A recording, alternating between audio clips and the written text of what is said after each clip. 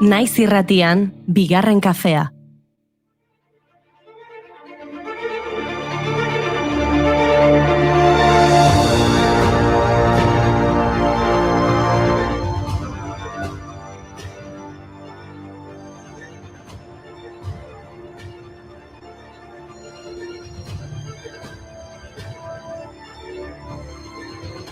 Arratsaldeon guztioi, Naiz irratiaren Donostiako Zurriolako estudiotik saio berezia dugu aurretik, baina ohitura batzuk mantendu beharko ditugu, ez Goiuri efemeridei heldu beharko diogu pixkat. Gaurko egunez 2006 urtean Fidel Castro zendu zen, Kubako iraultzako buruzagia eta Kubako agintari gorena izandakoa. Para seguirlo explotando, y en eso llegó Fidel. Y se acabó la diversión, llegó el comandante y mandó a parar. Y se acabó la diversión, llegó el comandante y mandó a parar. Egun berean 60 urte lehenago Fidel Castro bere anai Raúl Ernesto Che Guevara eta beste 79 gizonekin Mexikoko Tuxpan portutik abiatu zen. Grama izeneko itsasontzian Kubako iraultzari hasiera emateko Sierra Maestrara iritsi zirenetan prestatu zuten 200 inguruko gizonen armada txikia. Baina etzen izan gerra txikia. Ez dakit noa iritsi nahi zen Goiuri. Egia esan lotura izan da pixkat dumatxa. Oraindik ez dizut harrapatzen. Orain galdera berriak dituzu? Bai. Lasai, harrapatuko zu, denborakin. Igual 2 urte 4 hilabete eta egun bat beharko zu, baina... Vale, Lander Garro! Zorionak Lander Garro! Gaurko egunez jaio zen Lander Garro euskal idazlea, argazkilaria eta dokumentalgilea. Besarkada bat Lapurdiruntz. Eta behin Lapurdira besarkadak bidaltzen hasita, beste bat Michel Poctalentzat, 85 urte gaur Baionan jaiotako konposatzaile eta musikaria jaio zenetik. Europako jazz modernoaren musikaririk garrantzitsuenetakotzat jotzen dute askok, zinemarako musikagile lanetan nabarmendu izan da. Gaurko egunez, bere soinu bandarengatik oso ezaguna den pelikula bat estreinatu zen. 1982ko azaroaren 25ean, The Bodyguard, bizkartzaina, filma estreinatu zen, Kevin Costner eta Whitney Houstonekin.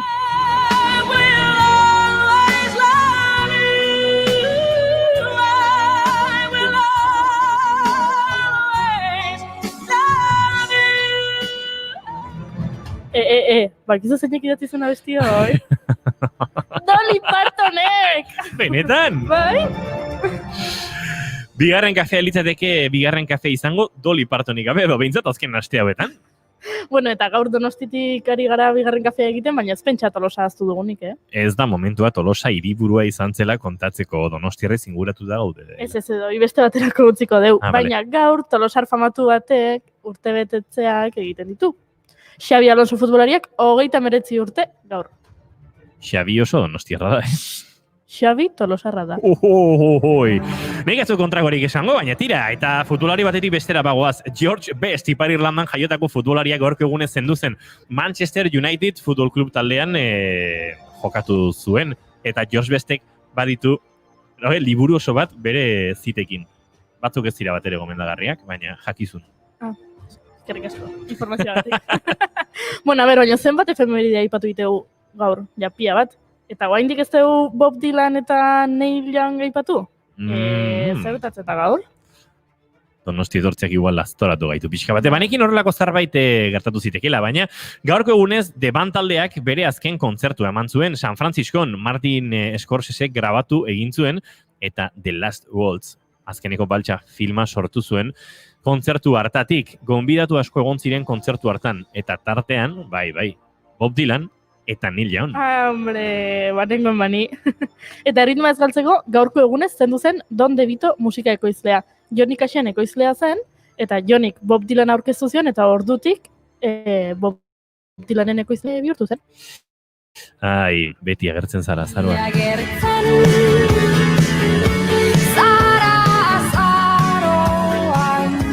Gero diozu ez arela sentitzen erru.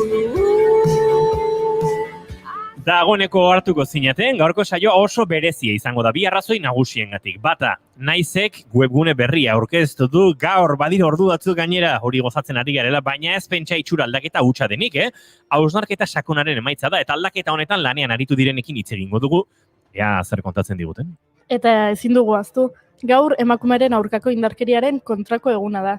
Gure kanpotiarrekin gaia jorratuko dugu eta gizonen ardura ekarriko dugu erdigunera. Asko daukagu ikasteko eta gehiago desikasteko. Hasiko gea? Eta maite dutak? Nik maite dutak gerorako ustea. Loturak biztan, Orduan hasi egingo gara, azaroak 25 ditu. Gaur aste azkena da eta egun handia du. Gaurkoa.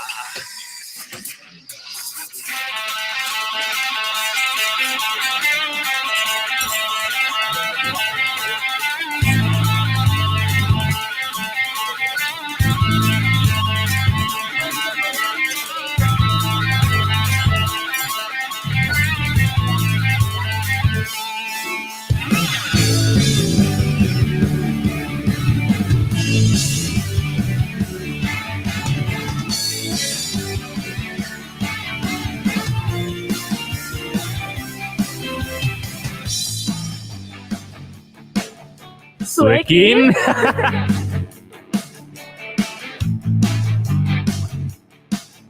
Ni. Ze? Ni naiz. Uste nuntzuk orkestu behar ninduzula. Vale. Zuekin Iñigo Asentzio. Kaixo! Eta izketan ari zaizuen hau. Goiuri ez daiza.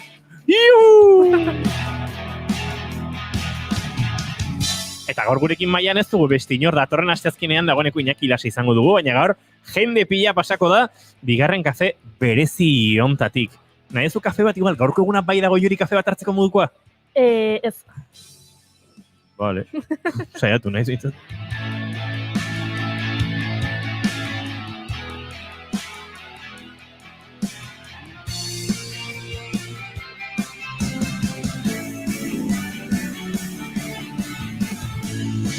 Zaila den aditza ondo aukeratzea, ez? Eta izketan ari zaizuen hau, ez dakit nor naiz. Hor badago aditz moduaren... Ba, imaginatu ikaldia egiten nahiko bagina. Asko zaila. Akaso hasi barko dine hau? Inigo, esan genuen... Ez. Gaur ez diate bat behar erosten. Zerbezat programatako igual bai, ez dara? Bai, hori bai. bai. Akaso kanpotiarrakekoak ero animatuko zaizkigu? No gen zerbeza.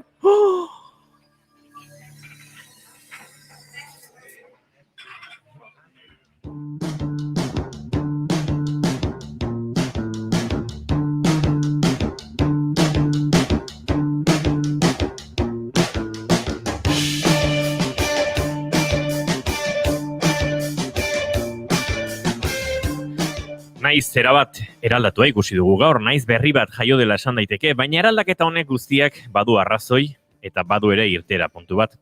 Eraldaketa hau zergatik eta nola egin den posiblea azalduko digute Iñaki Soto, Garako zuzendariak, Asier Iñigo marketing arduradunak eta Cristina Fernandez komunikazio lantaldeko kideak. Ongi etorri, hiruoi bigarren kafera. Bueno, aipatzen ari gara, eraldaketa hori, aipatzen ari gara, ez dakit, taldean emandako jauzi mortal iruko hitzau, baina galdetu behar dizuegu nola ari zareten hau dena bizitzen. Nora hasiko da?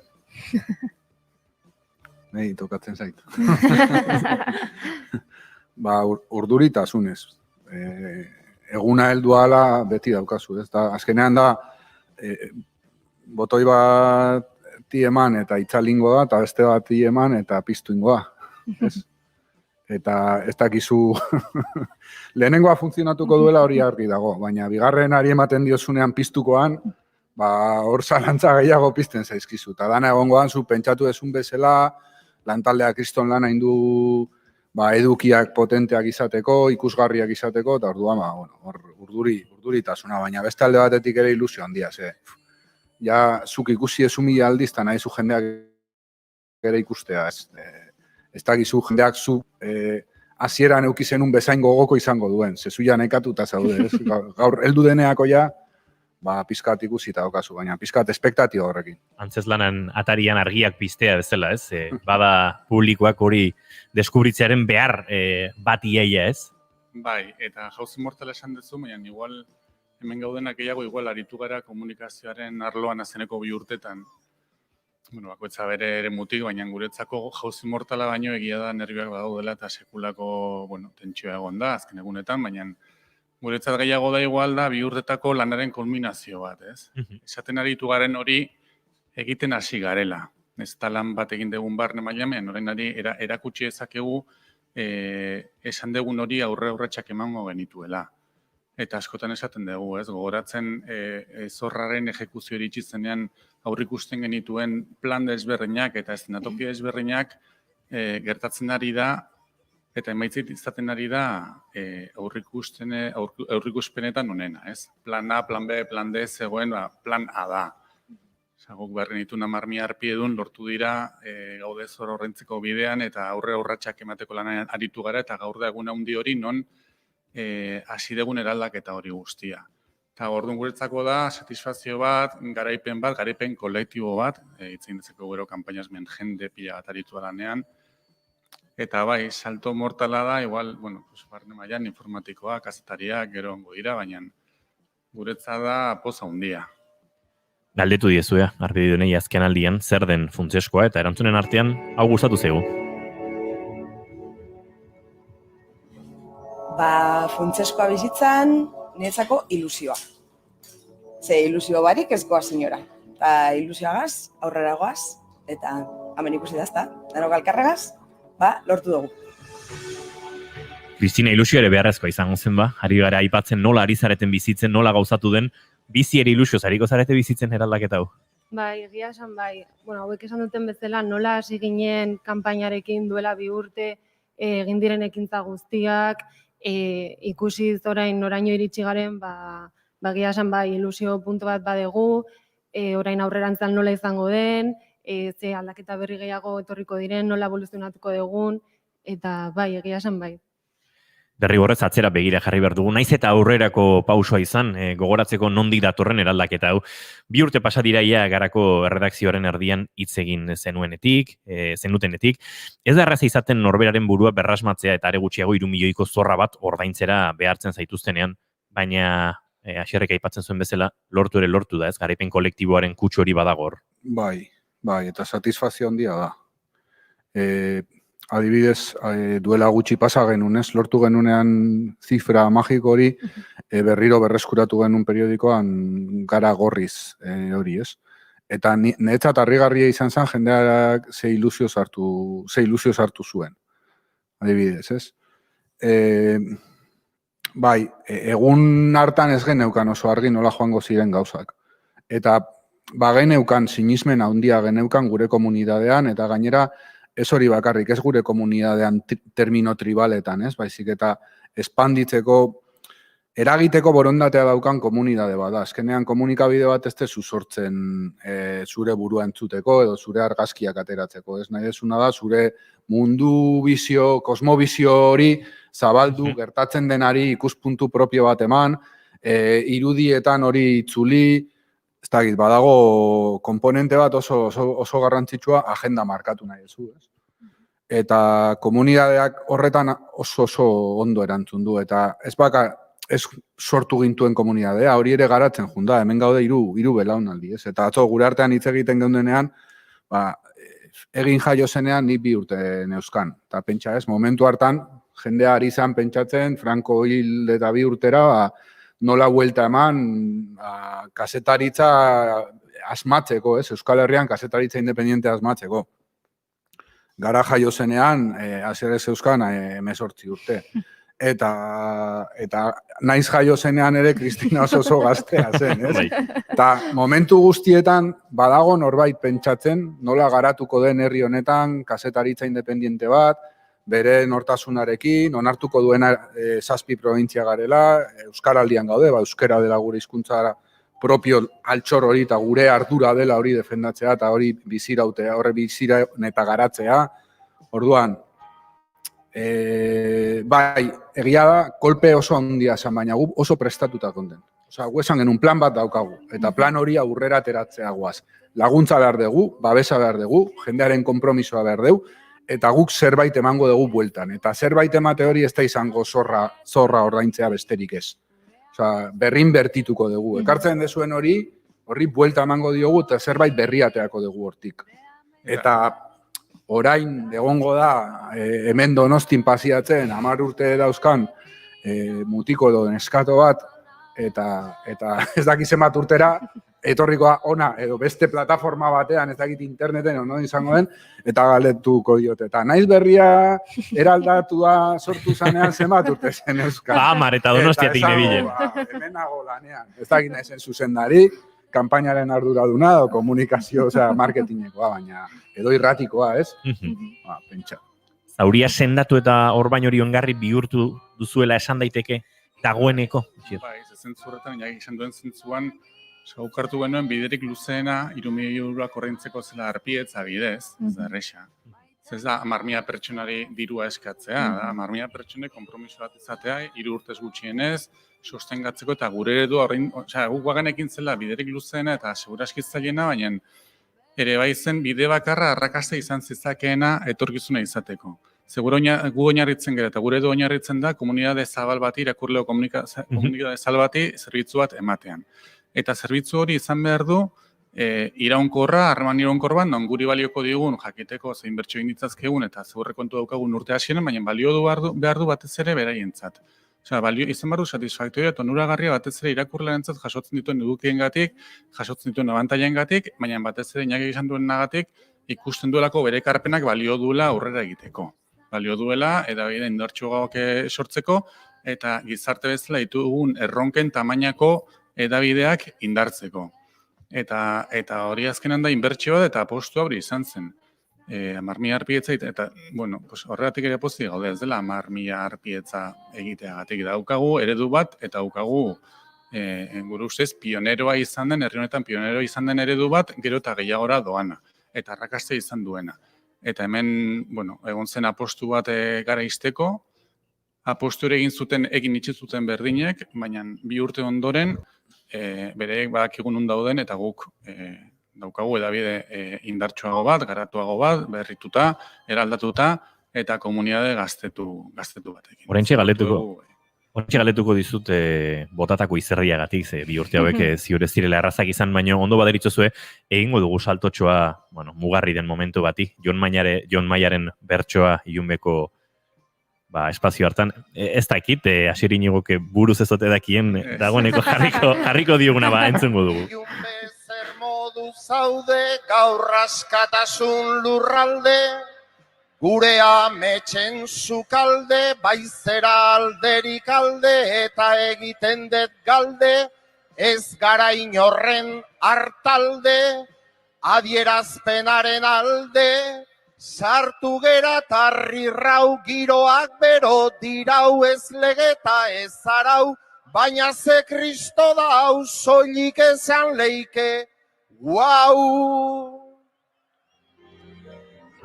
Horrelako momentuak izan dira noski bidean eta badira, esan bezala mugarri eta ziurrenik helduleku indargune, baina izerdia esan da bezala, Asier, bota duzu, eta gogoz, ez da? Bai, hasieran zen nola kanpaina nola egin gainera zaila delako, ez? Gaur egun nigo ganduta nintzenean komunikazioan, kanpainak asko zerresagoak zirela. Jartze dituzun iragarki batzuk periodikoan jarri edo iragarkiren bat kartel bidez, eta ja jende guztia enteratzen zen behintzat, zuzentzen zintzen zion jende guztia enteratzen zen, baina gaur egun oso komplikatua da. Zain barrezu asmatu oso ondo mezuan, daukagu saturazio ikaragarria polizia aldetik, denbora mugatua da, jendea ditu sare sozialak, jokuak, aplikazioak, eta orduan asmatu barrezu oso ondo mezuan, asmatu barrezu oso ondo mekanismoetan, asmatu barrezu oso ondo non litxi jendearen gana, jendeak entzun behar du telebistan irratian, sare sozialetan agertu behar zaio, WhatsApp ez iritsi behar zaio, leku desberdinetan ikusi behar eta gainera ondo asmatu barrezu iristen. Eta nik usteet, kanpaina honekin, gainera, garatu dena 3 hauteskunde kanpainen erdian, pandemia baten erdian, nik usteet, pozik gaude lortu ditugulako gizarderatzea gure bideia nagusi horiek zirenak espolio bati aurre egin behar diogu eta bidegabekeriaren kontu guzti hori, baina plan bat daukagula eta plan hori pasatzen dela marmiarpietzak lortzetik. Eta etorkizuna badugula. Eta ziren bi mezu kontra jarriak, bata negatibo eta iragana zela eta bestea, ostras, badaukagu plan bat, baina nik uste bi mezuek izarteratu ditugula eta ez da erresa. Eta kanpainak izan ditu intensidade ezberdinak, baina bueno, duela gutxia iritsi gera ikustea guztun arpietza falta zirela, egin dugu azken sprint bat, eta lortu ditugu astebeten. Eta hemen gaude. Eta jarri ezun segibila hori, bada kanpaina erraldoi honen, ekimen erraldoi bat, beste bat, artistek sekulako ekarpena egin ziguten. Lehenengo momentutik jarri ziren gurekin harremanetan jakin zutenan espolioaren gaia, eta goinen hilabete batzu, pentsatzen zer egin genezaken, eta azkenan ateratzen, artista askok partartu zuten ekimen hori. Baina gure asmoa zen bakarri diru ateatza darpietzak egitea. Gure asmoa zen egingo intun ekimen guztietan jendea gustora aritzea. Eta gustora aritu ziren musikariak niz eta oso espazio zaila zen, ezin zuten ensaiatu, ezin zuten soinu frogarik egin, ordu erdiko kontzertua zen, ilunbe bezalako resonantzia kaja batetan, baina oso gustora aritu ziren, eta oso gustora aritu ziren beste artistak, eta, laminak eman zizkigutenak, eta azkenan jendea pozik aritu da, lan gogorra egin da, eta luze izan da, baina hemen gaude. Asierrek dioinaki plan bat bazegoela hori entzun izan dizuegu, baina planak paper gainean idatzi eta paperan denak aguantatzen du, ez? Espero zenuten egun honetara horrela iristea, halako konfiantza bazegoen plan honek gaurko eguneraino holatxe ekarriko gintuen hortan. Denetik zegoen. Atzo Kristina kontatzen zuen porrak. Beraien taldean porrak egin zituztela. Ez? Zu baietz esan zenun. Bai, ni duela 2 urte hasi nintzen, eta hori lehenengo gunetan bileretan porrak egiten genituen, espolioa superatuko genuen edo ez esaten, eta nik uste dut irabaziko dugula baietz esan genunok. Así que pozik. Nola bizi izan duzu prozesu guztia? Ze 2 urte hauetan gora berasko ere izango ziren, Kristina? Ni hori duela 2 urte hasi nintzen Asierrekin lanean, eta gogoratzen naiz, hasi eta berehala olako kanpaina batekin hastea, urduritasun puntu bat ematen zidan. Ze azkenean, kanpainaren helburua 10.000 harpidetza lortzeaz den, eta nik esaten nuen, egoera ez da atsegina ez, espolioa delako kanpaina honen zergatia, baina aldi berean esaten nuen lortzen balin badegu, oso etapa polita izango da komunitatearekin lortuko deguna. Eta nik uste lortu degula. Ze azken finean 2 urte hauetan, harpidetzak lortzeko voluntarioak egon dira, kursalan egon zen hitzaldia, Asierrek aipatu duen ilunbeko ekitaldia, eta artea gara. Eta egin diren gauza guztiak, nik uste lortu dela komunitatearekin konektatzea, eta adibidez ilunbekoan, zoden gazte, heldu, familiak, bikoteak, kuadrillak, jende ezberdin pila bat, eta denak prentsa askatasunaren alde, eta hori ikustea, niretzat da izugarria, evoluzioa kristona izan da. Asierra, aipatu duzu pandemia, konfinamendua, eta guri bigarren kafean primiziak asko gustatzen zaizkio. Primizia zale. Nola gozatu genuen bigarren kafean, naiz kontzertuen primiziak bota eta bota entrevistatuek kontatzen zizkiguten sekretuekin. Eta orain beste primizia bat. Bai. Naiz kontzertuak irekian emango dira naizen, ez da? Bai, datorren astetik aurrera, hori izan zen apostu bat egin genuena, justo kanpainan erdian pandemia bat iritsi zen, eta erabaki genuen forward teklatik pausa teklara pasatzea, pausa garaia zen, jendea etxetan zegoen, eta gure apostu izan zen jendeari esatea, dela garaia prestatzeko, hausnartzeko, elkarra besteko, elkartasunerako, eta elkartasun horren barruan, gu pasa ginen elkartasuna eskatzetik edo arpietzak eskatzetik, saiatzera gure aportazio egiten, okerren pasatzen ari ziren sektorei, oraindik ere, gaizki pasatzen ari diren berdinak direla.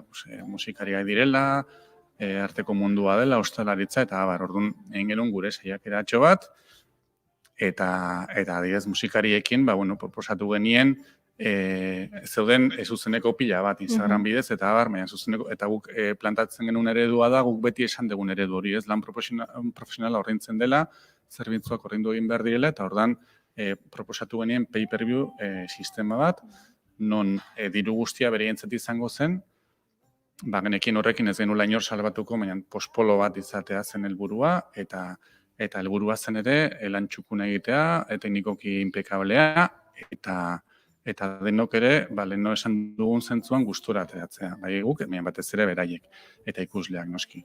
Orduan, horregon ziren bederatzi kontzertuek izan zituzen milaka ikusle horiek albidetu zuten, babesleak, laboral eta keller albidetu zuten, dozenaka milaka euro generatzea bilabetez talde guztien eta bereien teknikoen artean banatu zirena, eta orain, 6 hilabete pasa direnean, asmoa da irekian ematea, opari moduan, jende guztiari, datorren astetik aurrera, egunero kontzertu bat, 9 egunez, eta azken asteburuan, denak nahieran ikusteko aukera egongo da. Baina, datorren urtean ere, berriak egongo dira, pay-per-view sistemarekin, eta horretarako ere lanean ari gara.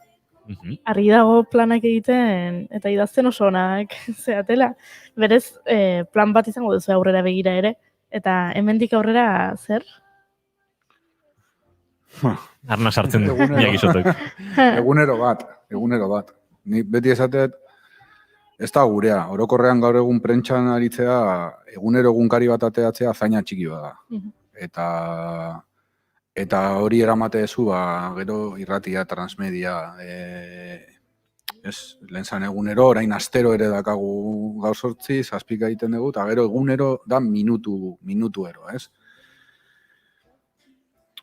Guk hau gertatu zenean, argi geneukan, honi erantzun emateko bide berriak urratu behar genituela, alegia, juten zehatzera, eta herri honetan beti egon da ez ukitu gure prentsa, ez? Ez erasotu gure askatasuna, eta ez kolpatu gure pluraltasuna, gure gizartea, gure jendartea oso irekia da, oso anitza da, eta behar du prentsa bat eztabaida publiko sakon eta serio bat izan alizateko. Eztabaida hori izateko eta garatzeko modu sano eta eraginkor eta eraikitzaile batean, prentsa, komunikabideak eta askatasuna beharrezkoa dira. Eta hemendik aurrera saiatuko garen plataforma honen bitartez egunero horretan hobekuntzak egiten. Askotan herri hau izan da oso reakzionarioa edo izan da oso erantzunekoa, ez? Kolpe bat jaso eta horri aurre egiteko kapazak izan gea. Berrasmatu inbergea. Egunero berrasmatu inbergea eta bilatu behar ditugu formula berriak jakiteko herri hau ez bakarrik erasoi erantzuten, baizik eta gure burua berrera ikitzen, berrasmatzen. Eta eraldatzaileak ere izaten, ez? Azken batean, guretzat, gure eguneroko lana da, gure ardura hori da, komunitate horri erantzutea, baina baita ere, kanpaina honetan ikasi eguna da, gure aurre juzkuak apurtu ditugu.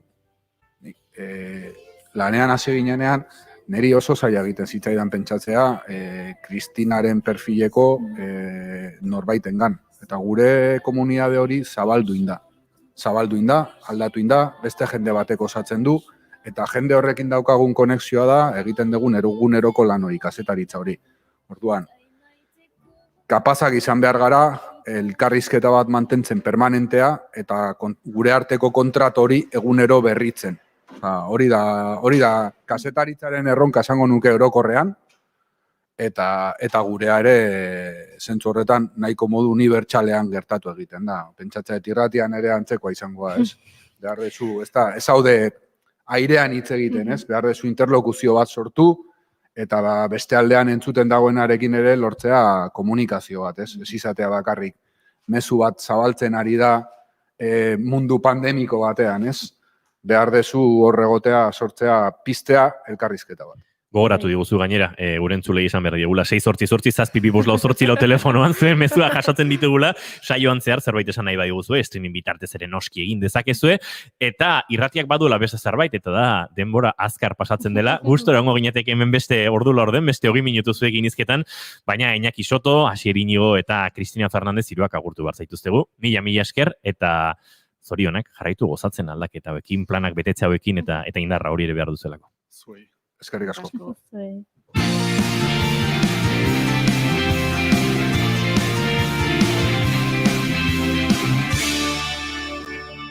Bigarrenak ez direlako beti okerragoak.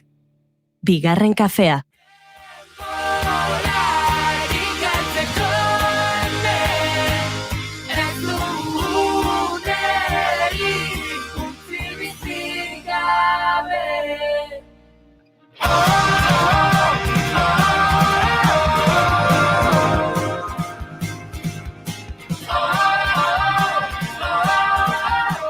Eta entzuten duzuen hau noski Nogen taldearen kantutakoa. Disko berria kaletu dute gaur eta jakin ezazuen hemen naizgunean izango direla ostiral arratsaldetik igandera, bai, hemen Donostiako Zurriola etorbideko naiz gunean eta Nogeneko lagunek mezutxo ere bota digute. Kaixo denoi, zemuz zaudete besarka handi bat bigarren kafeko entzule guztiri. Eider naiz Nogen taldeko abeslaria eta esan nahi dizuet ostiral larunbat eta igande honetan Donostiako naiz gunean egongo gehala Zurriola etorbidea 6 kalean gure bigarren disko berri hau aurkezten. Ander altetxea sortu dugu bertan, eta hainbat ekintza egingo ditugu, mertx berri baita ere bertan egongo da salgai, eta baita Nogen garagardoa ere. Eta besterik gabe, naiz bide batez zorionak zuen webgune berriagatik, oso txikon gelditu da, eta espero etorkizunen baita elkarlanen jarraitu ahal izatea. Besarka handi bat. Eskerrik asko eta besarka da zuri, edo zuei, talekide guztioi, aipatu du mertxa, angelizismoetan nola ditzen zaio nigo juri? Pop-up store, nola? Pop-up store. Pop-up store. Bai. Eta aipatu du... Ze modernoak zaten jende gaztea, Aipatu du Nogen garagardoa. Nogen garagardoa. Niko iprobatu nahi dute, Ipa izangoa, noski. Hasta aquí. Euskal Ipa. Horren modernismo hori da, ez? Ez garagardoak ipa izan behar du, bestela... Betiko Samiela okelerra hartze genunok, zarkitu gatu. Beno, naizen baduzue Iker Gurrutxagak egindako elkarrizketa ikusgai eta entzungai Nogen taldeko kidei, eta, ez pentsa hemen zera, ari garenik naizen itxura aldaketa edo naiz berri honen analisian, hortxe mugatzen itxura aldaketa utxean geratzen, ez? Eta ez, inondik inora, hausnarketa prozesu luzea izan da, tripak aldatu dira, lan egiteko modua, kazetaritza egiteko moduan ere, paradigma aldaketa badator. Transmedia. Gera zaitezte hitz honekin. Transmedia. Artu nahi duzulo, zeri begira, artu nahi duzulo, zeri begira. Hemen ditugu gurekin, Iraia Oiartzabal, gara eta naizeko eduki arduraduna, Jon Telleria naiz irratiko gaurkotasun arduraduna, eta Goizeder Tabernan Media Basken berrikuntzaren arduraduna. Iruroi, Iraia, Jon eta Goizeder, arratsaldeon, eta ongitorri bigarren kafera. Keixo, arratsaldeon. Beno, saiontan kafezentrista xamarrak gara. Gustatzen zaigu kafezentrismo kontzeptua bera. Bueno. Goiuri, tira. Hori, gure artiko liskar kafeteroak gerora gutziko ditu. Gaur egun importantea data. Kazetaritzak ere badu, naiz eta hori oso gazteak zaretenok, beste pop-up store eta horrelako giroekin, infusio eta ez da gizerkin, tematxa eta horrelako gauzak dira orain moda-modan, ez? Tumatxa izan da, Oso tumatxa, bai. Baina kazetaritzak badu, bere imaginarioa osatzen duen kafe kutsu hori. Ez dakit, kazetaritzaren inguruko pelikuletara joko bagenuke, mistizismo kafetero hori agertzen da, ez dakit Watergate kasuaren pelikula datorkit burura, ez? Presidentearen gizon guztiak edo Todos los hombres del presidente ura, All the Presidents Men, Citizen Kane, edo egungoagoak diren, The Post, Zodiac, Spotlight, ezin dugu galdera aguantatu, bigarren kafean gonbidatuei askotan galdetzen diegu. Zuek kafezaleak zarete? Oso. Zuen beste gonbidatu batuk ez bezala, nik bai asko maite dut kafe. Ikusten nahi Jonteriak entzuten gaituela, Goizeder. Eta pixkanakatea baino kafe gehiago daten hasi ginen. Garai berrietara egokitu behar, bai, askotan topatzen ditugu kafea gustoko ez duten, batez ere kultura arloko protagonistak, Kafea eta tertulia. Badirudi modernitatearekin ez adorrela bat, ez, gehiago ikuspegi nostalgikoarekin edo dela kafearen kontu hori edo. Galtzen ariote garen. Galtzen ariote den. Kafea gustoko zuten pertsona. Topatzen ditu, kafea gustoko bai, baina ez dutenak hartzen, urduri jartzen dialako. Nik ez dut probatu ez dut ezagutzen pertsonalki zuen saiotik pasatako gonbidatua bakarrak, Kaferik probatu ez duenak, bigarren kafetik pasatakoa. Baietz, badu olako espezie arraro xamar bat gurela hurbiltzeko joera, Bai. Beno, kafearen alderak alde batera, bigarren kafea oso kontzeptu kazetaritza giroko ere bada, Kafe baten inguruan, artikulo bati, analisi bati, denakoari, bigarren bistazo hori, bigarren analisi hori botatzea. Baina, gauzaiek alde batera utzita, naizen eraldaketa zari gara, zuen lankideekin ere aritu gara, honen inguruan, eta lehenengo galdera, oso xamarra da. Zuek pozik altzarete, aldaketarekin? Oso pozik esango, nik uste bentzat nire inguruan somatzen dudana hori dela, ez? Pozata ilusioa, denbora badara mugulako hori prestatzen, ez? Eta, bueno, lanketa luzea ekarri duelako, baina bakizu, azken momentuko orduritasun horrekin, bueno, jendeak nola erantzungo duen datozen asteetan eta egunetan, batez ere, bueno, eraldaketa berri den honetan, eta pozik, oso pozik. Bai, nik ere hori nabarmenduko nuke pozik eta gogoz, ez? Gurean bada beti gero egingo dugunaren antxietatea edo, beti egiten duguna, egin asmo dugunera bidean urratsak izaten direlako eta beti aurrera joateko gogo hori eta modu honetako berrikuntzak izaten sortzen direnean, eta ari garenaren moduta, ikusi ahal izatea egiten ari garen norabide hori, antxietate hori pixka bat bintzat lasaitzen du.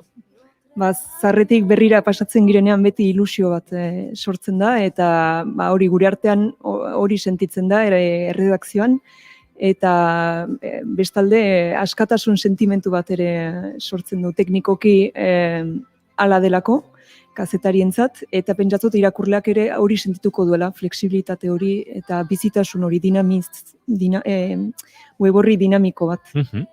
Esan dugu behin eta berriz, eta behar bezain bestetan errepikatuko dugu, hau ez dela soilik Atariaren aldaketa bat, hau dela sakoneko aldaketa bat, baina galdera da, zergatik aldaketa?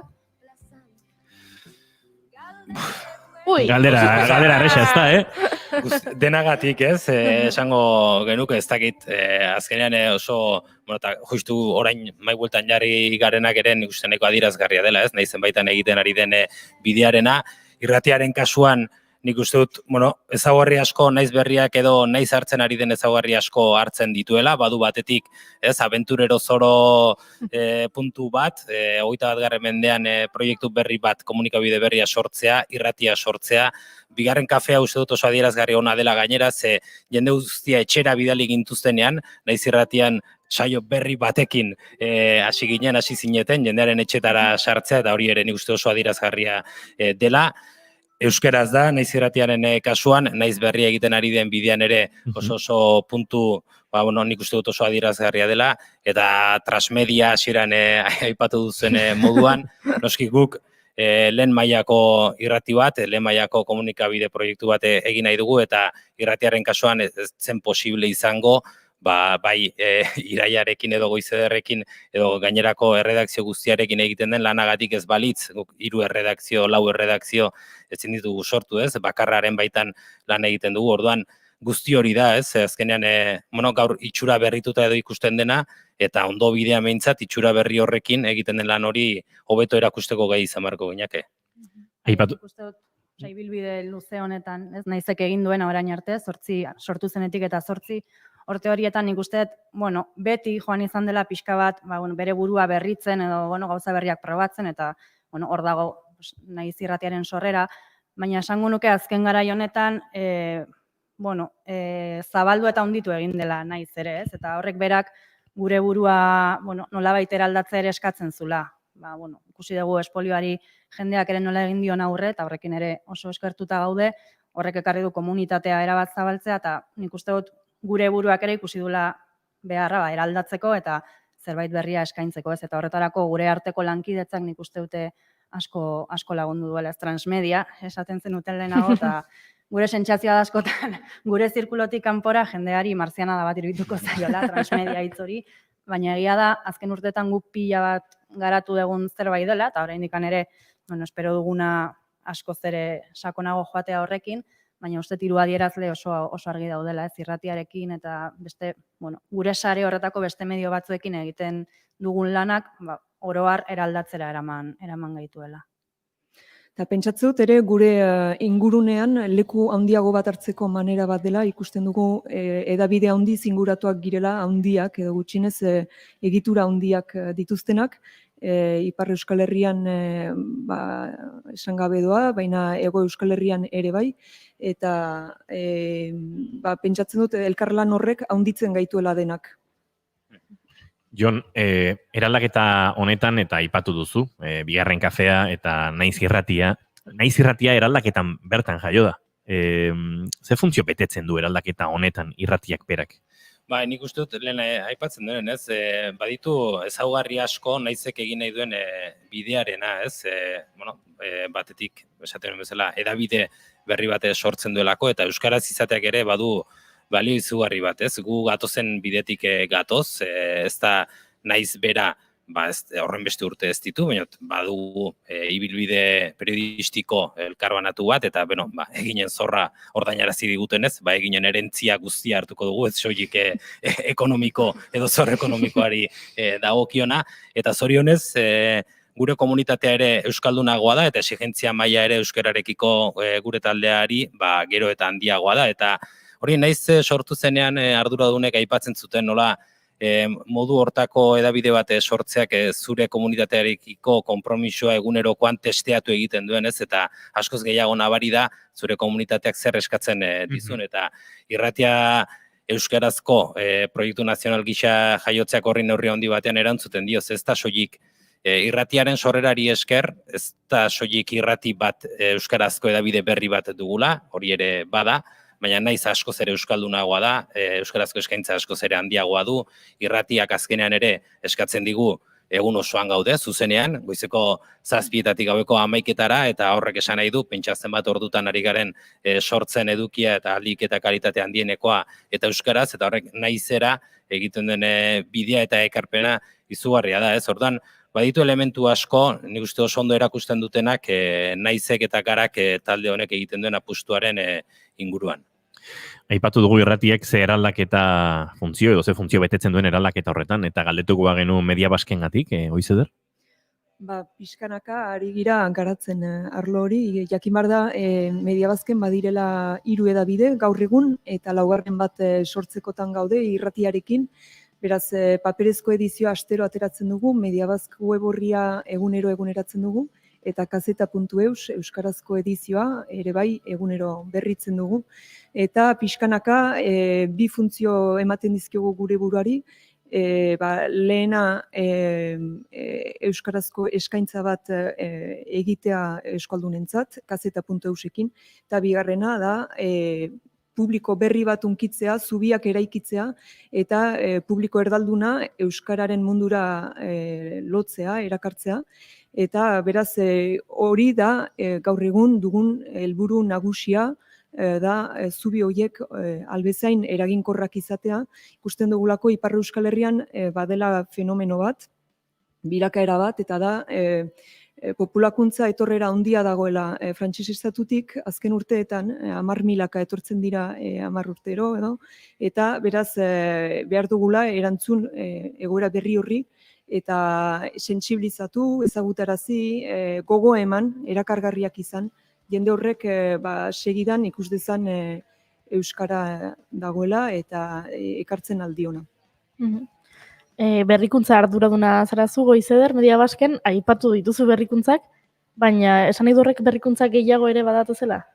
Lehen urratsa da web orriaren, naizen web orriaren berrikuntza, pixkanaka urtean zehar beste berrikuntza asko izango dira. Bigarren urrats ikusgarriena izango da paperezko astekariaren berrikuntza, diseinua berrituko dugu, eta bai web orriaren eta bai astekariaren berrikuntzekin edukiak pixkat hobetu, aberastu eta dinamikoagoak egingo ditu. Erliebe gehiagoko edukiak eta edabideak izango ditugu. Eta pixkanaka joango gira urte bukaeran irrati baten sortzera. Hori frantses erakunden arabera definituko dugu data, baina pentsatzen alda 2021 bukaeran izango dela. Kazetariak zarete hemen eta bakoitzak bere edabide batekoa edo, gara naiz irratia eta Media Bask. Nola kudeatzen da hori guztia eta nola zukutzen da, nola ateratzen zaio zukuan naiz dimentsional honi? Probatzen joan garen zerbait izan da, ez? Dola zintzo esateko, nik uste dute, hasieran esperimentu gisa hasi ginela, ez, balen aipatzen genuen, eta Jonek eta Goizederrek ere esan dute, ez, nola, komunitateak pixo handia izan du beti gure proiektuetan, ez, eta nik uste gure ibilbidea ere oso lotua joan dela horretara, eta badira urte batzuk, bueno, argi eta garbi ikusi genuela internet dela, ez, pixka bat, bueno, gure lanaren muina edo, ez, eta hortikan abiatu ginen pixka bat probatzen, kazetaritza, bueno, beste modu batera egin zitekeela, eta komunitate zabal horri erantzuteko, bueno, internet zela, bueno, bide zentrala edo, ez, eta horrek asko lagundu zuen ere pixkat perspektiba irikitzen, eta gure arteko desberdintasun edo norbanakoaren, bueno, ezaugarri espezifikoiek aprobetxatuz ere, zukua ateratzen eta elkarlan aritzen, ez? Behar bada hola oso orokor hitz egin dezakit ulertzen den, baina adibide praktiko pila bat ditzakegu, ez? Adibidez Euskaraldian sartuta gauden honetan ere, irratiarekin elkarlana ere begibistakoa izango da, ez? Atozen egunetan ere, eta beste 1000 adibide azken urteetan ikusgarriak izan direnak, ez? Jonek igual ere jakingo du pizkat.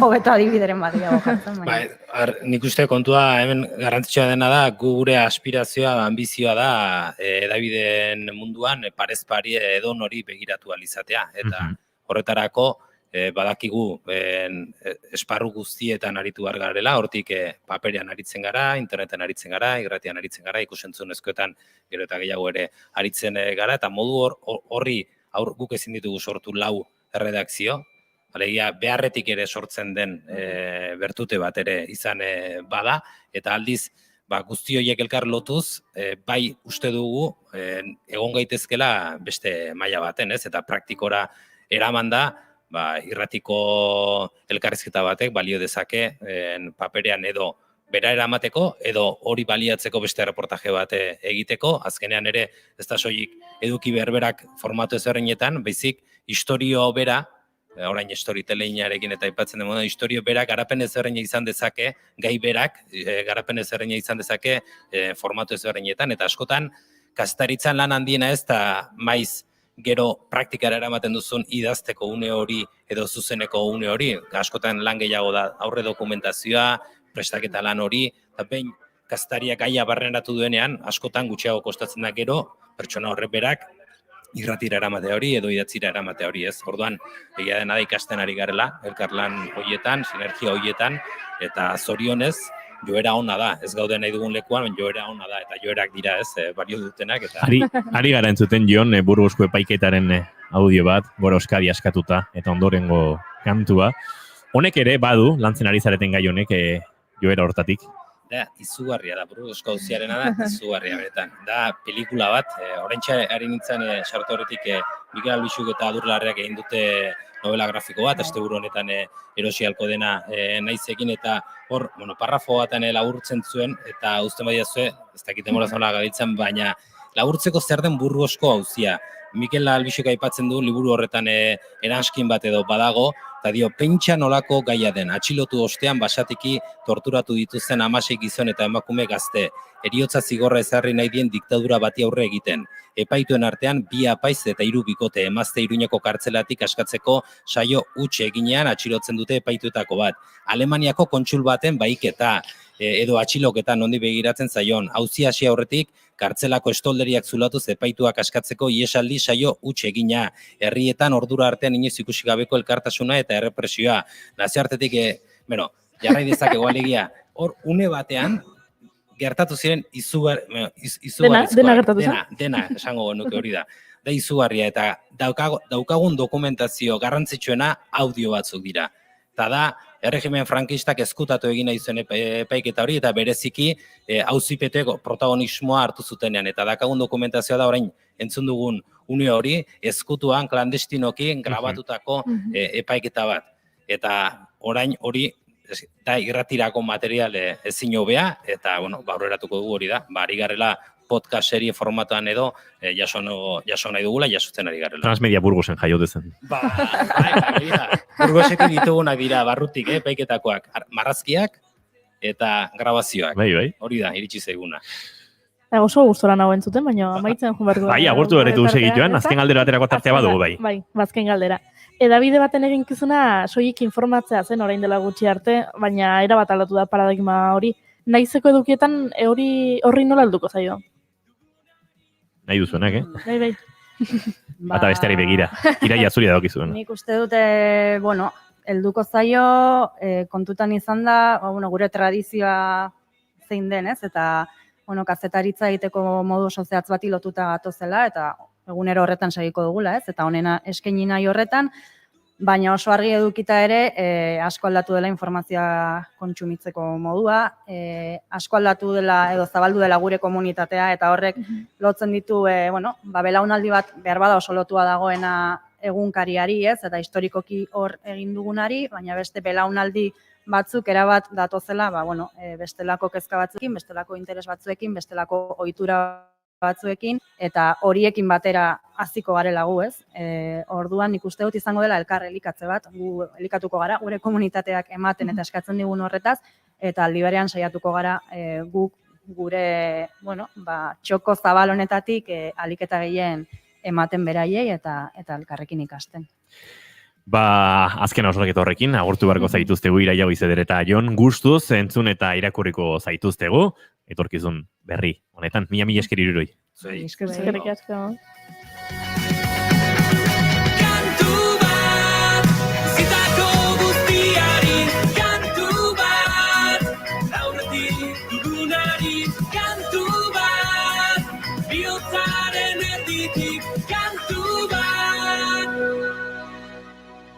Bagoaz aurrera, bigarren kafean.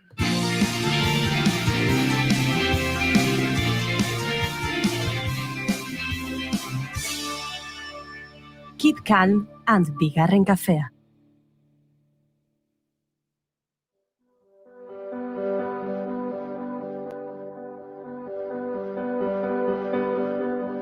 Bimila eta hogei komaiatzean gure uretan urzabaletan. Eta noski gu jarraitzen dugu, atzera zenbaketa horrekin, Durangora begira, kulturak oraindik garaiz hauetan egiten dituen aurrera pauso, eta batzutan atzera pausoi begira ere, noski horretatik edo guztitik ere, bizi dugulako eta Durangon izango den kantuen artean entzuten ari garen hauxe edo diskoen artean, gure saioan laizzer izango den Mikel Urdangarinena.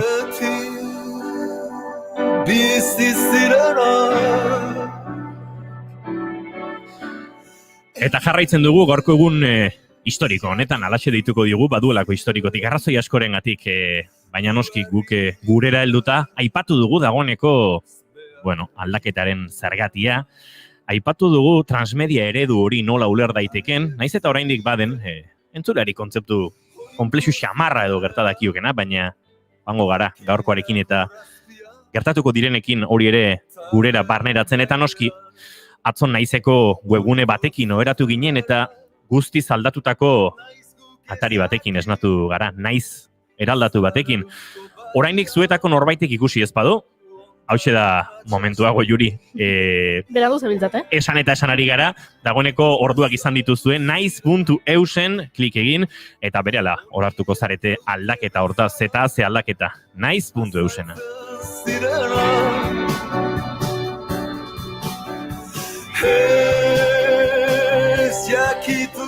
Eta noski baditu beste 3 gonbidatu, Iñaki Altuna naizeko zuzendaria, eta Ane Urkiri eta Ibai Azparren kazetariak, arratsaldeon eta ongi etorri Iruroi. Arratsaldeon. Aipatu ari gara hemen aldaketa, pentsa, hau gertatu zen Bilbon duela 12 urte, naiz ataria aurkeztu zenuten, naiz.info zen, garai haietan eta humoretik horrelaxe proposatu zuten. Baina gaur, periodikotaz hitzaita atorrega, eta hemen daukagu adibidea, ez? Naiz. Izena polita da, ez? Naiz. Esan behar da, burua ez duela asko nekatu. Bai. Paperezkoa gara, digitala naiz. Ondo dao. Bai. Hildoa markatu dute. Bai. Pista jarri dizki dute. Eta badakigu, urrengo argitalpena ze izangoan. Bai. Modako suplementua. Zara. Barre aragin zuen noski, Zara ark eta oraindik ez da gertatu eta ziurrenik ez da gertatuko. Zara berrian esfortzurik ez du egin noski, naizek baina lan mordoa egin duzue, naiz berriak argia ikus dezan. Iñaki, joango gara aletzen, baina orokorrean atari berria hausnarketa luze baten emaitza ere bada, zeintzuk izan dira ardatz naiz.eus berria diseinatzeko orduan? Funtsean, lehenik jarri duguna erdian da mamia. Mamia ondo azaldu eta azken batean helburu badu horrek eta da hartzailea. Hartzaileak mami hori behar bezala eskuratzea. Eta hori nik uste dela esan dezagun ardatz nagusia, beste batzuk ere badaude, ez? Baina nik uste hori dela esan dezagun lehenengo bide nagusia edo hortik abiatu garela webgunea diseinatzeko orduan. Aktualitatean bizkortasunai oso lotuta dagoela eta jarraituko deu lotute goten, azkenian, kasetaritza, transmedia eta momentu batzutan hori eskatzeu, baina baitxa beste alor batzuk ere nahi ditugu indartu, izan bidaia, gastronomia, kirolakek ere indarrek berez isoukikeu, eta azkenian horrekin nahi deu hartzaileei ere beste eduki bat, eduki propio bat eman, eta horretxo esaten deu mamia eta edukiak erdigunean ipiniko diala, eta garrantzi nabarmen bat eukiko deuela. Abanguardiatik badu aldaketa honek, ez dakit, esan dugu, atzo oheratu ginen, modu batera, gaur bestera jiki, baino atzoko webguneari begira zegoenak, ziurrenik, ez zuen pentsatuko zaharkitua zegoenik, aldaketa baten beharra bazegoenik, baina pauso bat aurretik doa, zentzu hontan naiz. Bueno, egia da, kazetaritzeko webgunen mundua asko garatu dela, ez? Sekulako evoluzioa gondala, eta nik uste, 8 urte hauek, begibistakoa dela fenomen hori eman dela. Funtsean, eta nik uste joera izan dela azken batean, webgunea izatea argiago eta garbiagoak. Egon da garai bat hor pixkat barrokoa ere bai, ez? Gauza asko eta filtro asko eta intrusismo asko eta azkenean horrek pixkat aldentzen zaitu helburuatik, ez? Edukiatik eta hartzaileatik, ez? Eta orduan, garapen horretan, nik uste urte hauetan, guk ikusi duguna da berritu behar dugula zentzu horretan, argiagoak eta garbiago izateko. Eta beste alde bate oso elementu importantea da guretzat ere egokitzea soportei, euskarriei, bertsioei. Hain zuzen ere, gaur egun mugikorra da, gero eta gehiago denok sartzen gara mugikorratik webgunetara, hortik kontsumitzen dugu informazioa eta edukiak, mamiak, eta orduan, guretzat oso importantea da evoluzionetan gure diseinu berria egokitzea mugikorren mundu hortara, ez? Gero eta gure bizitzaren hori bai dago lardian. Mamia eta mugikorrak biak erdian. Naiz taldean badaude naiz irratia, zazpikaldizkaria, kaseta, gaur 8, hori denak nola antolatzen dira naiz berrian? Bueno, esan daiteke ez, naizek duela izaera bikoitza, ez? Alde batetik, edabide oso bat da, no da baita esatearren, gure taldeak interneti begira osatu duen edabide transmedia, eta oraingo eraldaketa horrekin hori indartzeagoaz, eta beste alde batetik naiz edabide eta produktu ezberdinetako erakustokia da, ez? Horietara irteteko pasabidea da, eskaintza zabala dugu eta zentzu horretan hori indartu dugu. Azken orduak lekua izango du naizen noski, baina espektroa zabaldu eginda, esan daiteke beste eduki batzuek ere lekua izango dutelako naiz berri hontan, protagonismo eta lehentasunak aldatu aldira? Nik uste, daula naiz oso lotuta egon da albiste gotorrei esan dezagun, ez? Aktualidade betikoa, ez? Euskal Herria, mundua, ekonomia, informazio horiei lotuta egon gara, eta aurrerantzean ere. Egistakoa da hori gure altxor badala horri ondo segitzea eta gizarte honetan behar diren informazioak eta iritziak zabaltzea. Hori begibistakoa da. Baina egia da eta dugu sensazio bat gurean askotan gauza asko egiten ditugula eta ez dira behar beste ikusten. Ez badoala beste gai batzuk lehen aipatu dan bezala, izan daiteke herritarren interesa daukatena, eguneko gure bizitzan importantzia daukatena, entretenimenturako izan daitezken hainbat mami, eta horiek nolabait, askotan ez ditugula behar beste erakutsi. Eta guztet, baduala diseinu honek eta webgunearen antolaketa honek badu helburu hori, ez? Mami horiek erakustea. Eta aldi berean, saiatuko gara ere, bide batez, hobeto erakuste honek indar bat egitea, oraindik ere mami horiek areta hobetzeko, ez? Eta hori da gure helburua. Hobeto erakutsi eta aldan neurria hobeto egin, ez? Baina, esan bezala, mami horiek badute bere garrantzia, baina lotuta dihoazte biztan da, egunerokotasunari, aktualitateari, nolait ere kazetaritzaren muina den aktualitatearen jarraipen horre. Diseinuari begira, ni hemen nahi naiz, webgunean gora eta bera, Eta, bueno, hartu naiz, irudiek ere garrantzi handiago dute webgune berri honetan. Bai, nik uste dut Inakik ere lehen esan doala, ez? Pixkat itxuria garbitxuna izan, ez? Zurigune geixo doz, eta beste aldaketa nabarmena da argazkixek, argazki eta bideoek euren garrantzia eukiko deuela, ez? Azkenean, transmedia garai baten dugu, era digital baten, eta horrek hartzaileei bai erakartzen dio, eta geuk ere geure edukixak garatzeko orduan ere, Inakik esan doala, azkenean lanabez eraginkorrak bihau eta horrek eraginkortasun bat emate jo.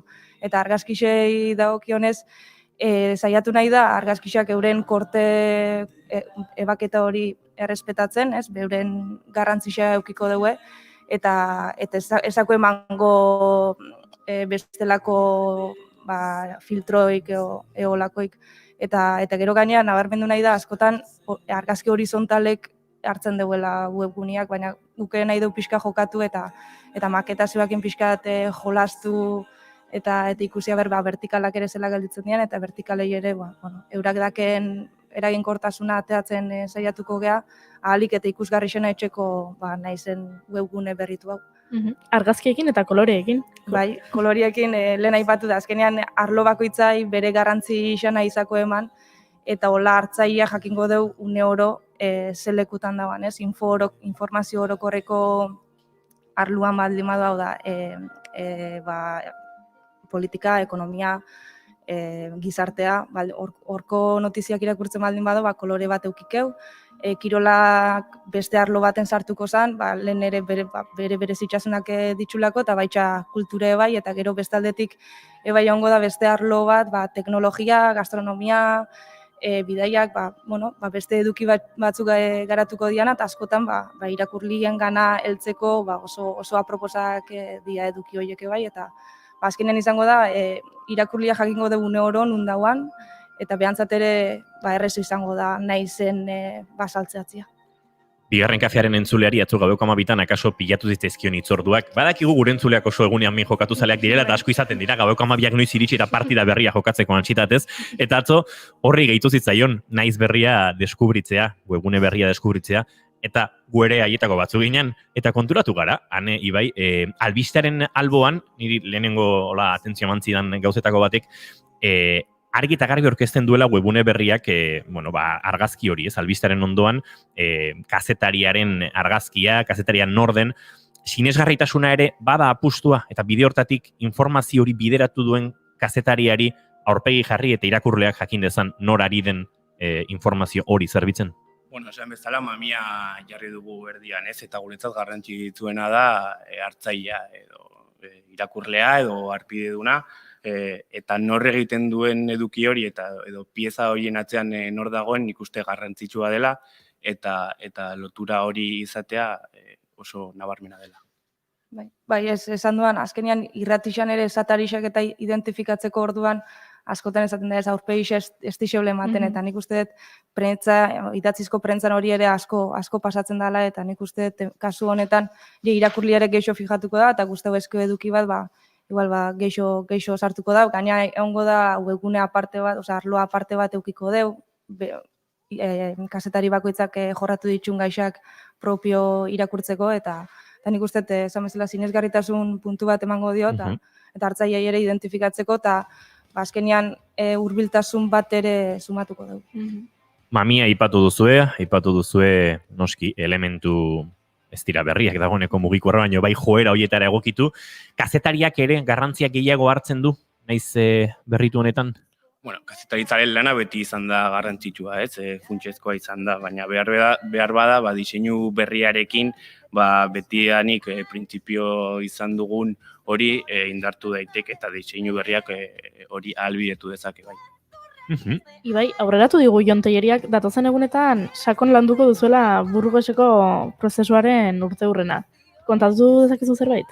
Bai, bueno, transmedia eredu horretara bueltatuz, reportaje eta elkarrizketa serie bat prestatu dugu, baina baita ere, adibidez, naiz irratiko lankideekin podcast serie bat, duela 25 urte eginek produzitu zuen dokumentala ere emango dugu, eta azkenean naiz izango da, pieza hori guztietara iristeko tokia, eta adibidez, elkarrizketa batek, 7 joan daiteke, erreportaje bat, zer gertatu zen Burgosen duela 50 urte. Errepor hori garan joan daiteke, baina azkenean naizen aurkituko dugu dena eta bideoekin eta irudiekin. Pieza bat osatzean irratian, guri gertatzen zaigu, prozesua bizi eta gero emaitza nolabait gozatu. Zuei ere noski idazterakoan gertatuko zaizue, zirriborrotik publikatzen denera, maketazioan ikusten duzuen zerbaiteraino ere aldaketak ematen direla. Noski hori oso prozesu txikia da, baina web berri honen prozesua, askoz luzeagoa, askoz jende gehiok parte hartu duena, zerbait akaso ikusia izango zenuten, baina azken ordu hauetan hori egiazko zuen sakelekoan, zuen mugikorrean ikusita, busti egin barko duzue, gustatu zaizue, ze sentsazio eraman duzue, bapatean, hau gertatu dela ikusten. Bueno, egia esan, sufrimentu pixkare badago.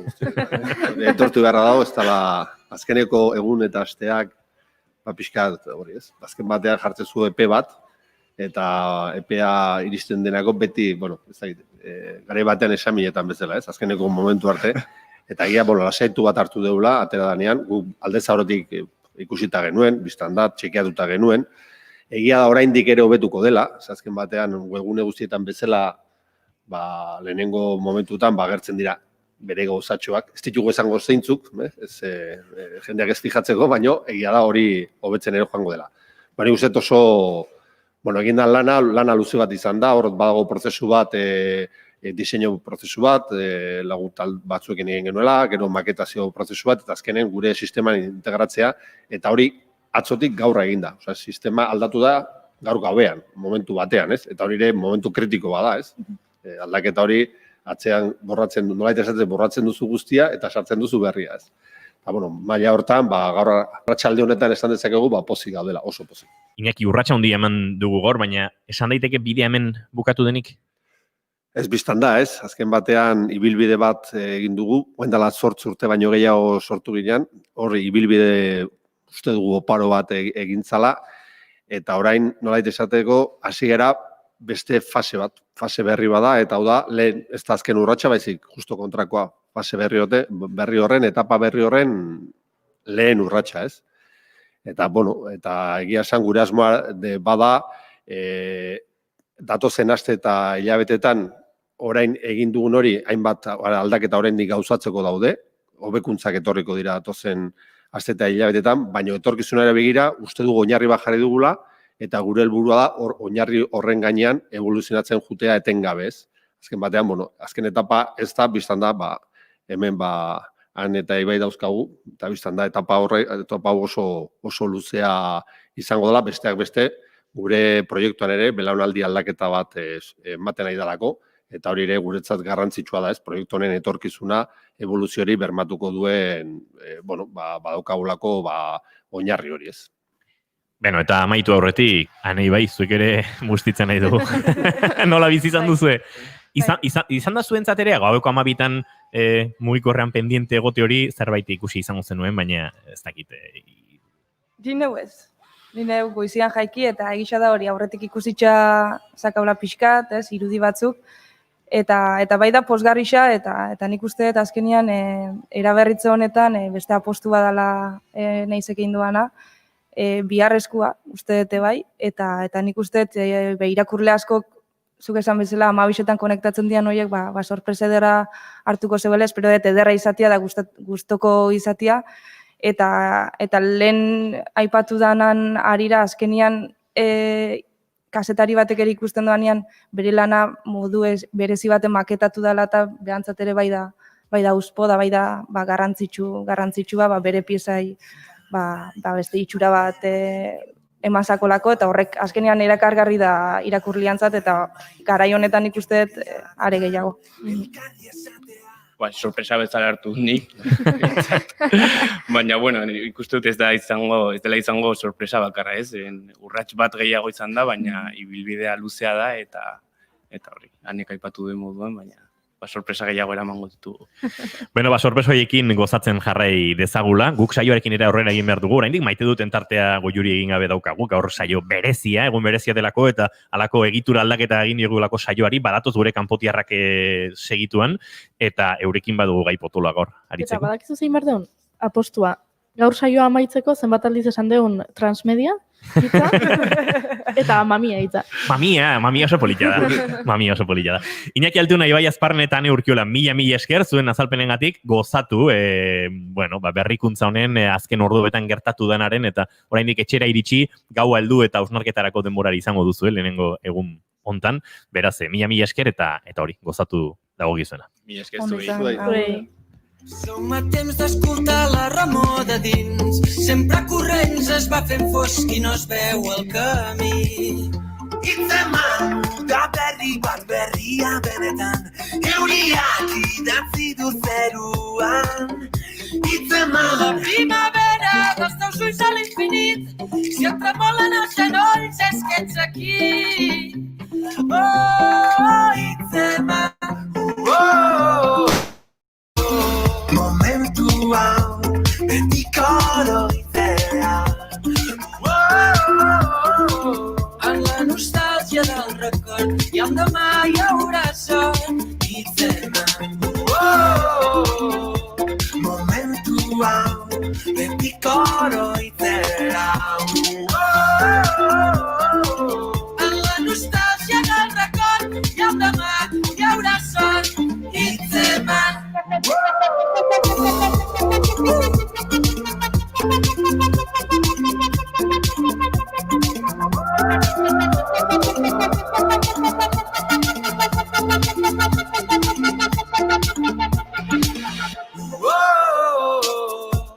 Momentu hau, betiko oroitzea.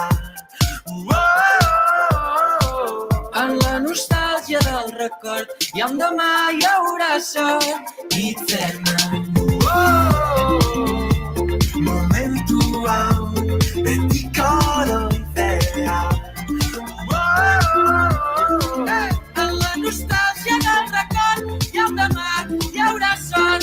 Hitzeman.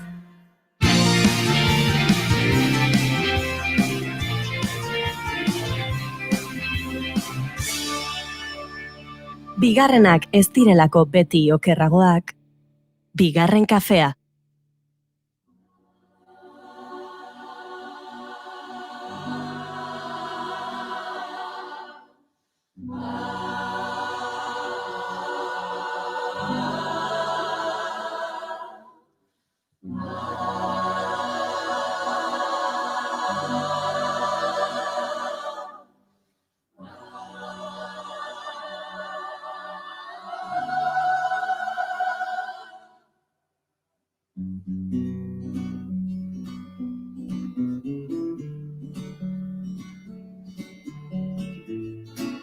Aipatu dugu, baino giotan garko saioan, baginuela gaur zerbait garrantzitsua kontatzeko, edo bigai garrantzitsu bagenituela, biardatz Goiuri. Bat aipatu dugu, sakon aztertu dugu, naizen eraldatze, eraberritze, web berriaren aurkezpen hau, baina bigarren bloke edo atal guztiontan, badugu, gaur beste zerbait garrantzitsua, aztertzeko eta aipatzeko. Arrazoi garrantzitsu bat.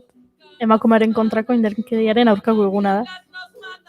Eta guk gurera ekarri ditugu, dagoeneko streaming bitartez jarraitzen gaituztenek ikus ditzaketen kanpotiarrak izan zen izena, baino plural bihurtu zareten momentu honetan, batetik 3 izatera, badatoz kanpotiarrak, nik ez dut hori deklinatzen o aldatzen, kanpotiarrakekoak badatoz, ez? Ez, kanpotiarrak. Kanpotiarrak zarete, bapatean, baino, ondo iruditzen mazaizue behintzat, Ane, Irati eta Maia, arratsalde ondan gitorri. Arratsalde on. Bueno, lehen aipatu dugu Goiuri maite dutak, aipatu dugu ez Goiuri gerabaki du, maite dutak atzeratu, bale? Orduan, maite dutak egiteko dozkagu. Bai.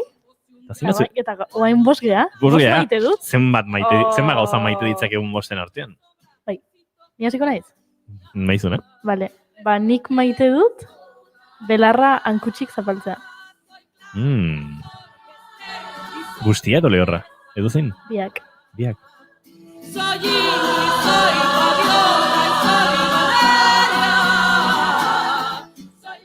Venga, Ane, zuk zen maite duzu? Nik lagunekin liburu trapitxoak itea. Badakizu dagoeneko, baldakizu?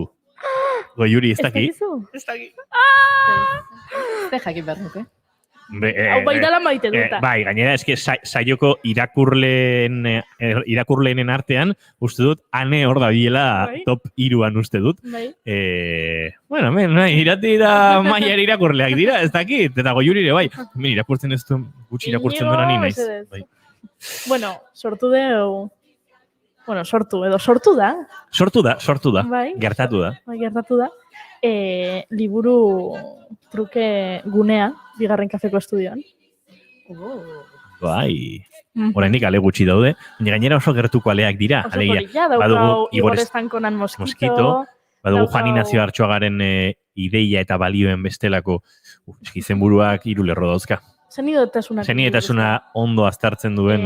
Mikel Reparazen Las Veretas de América, Mai Gorostiagan Ama Alulur.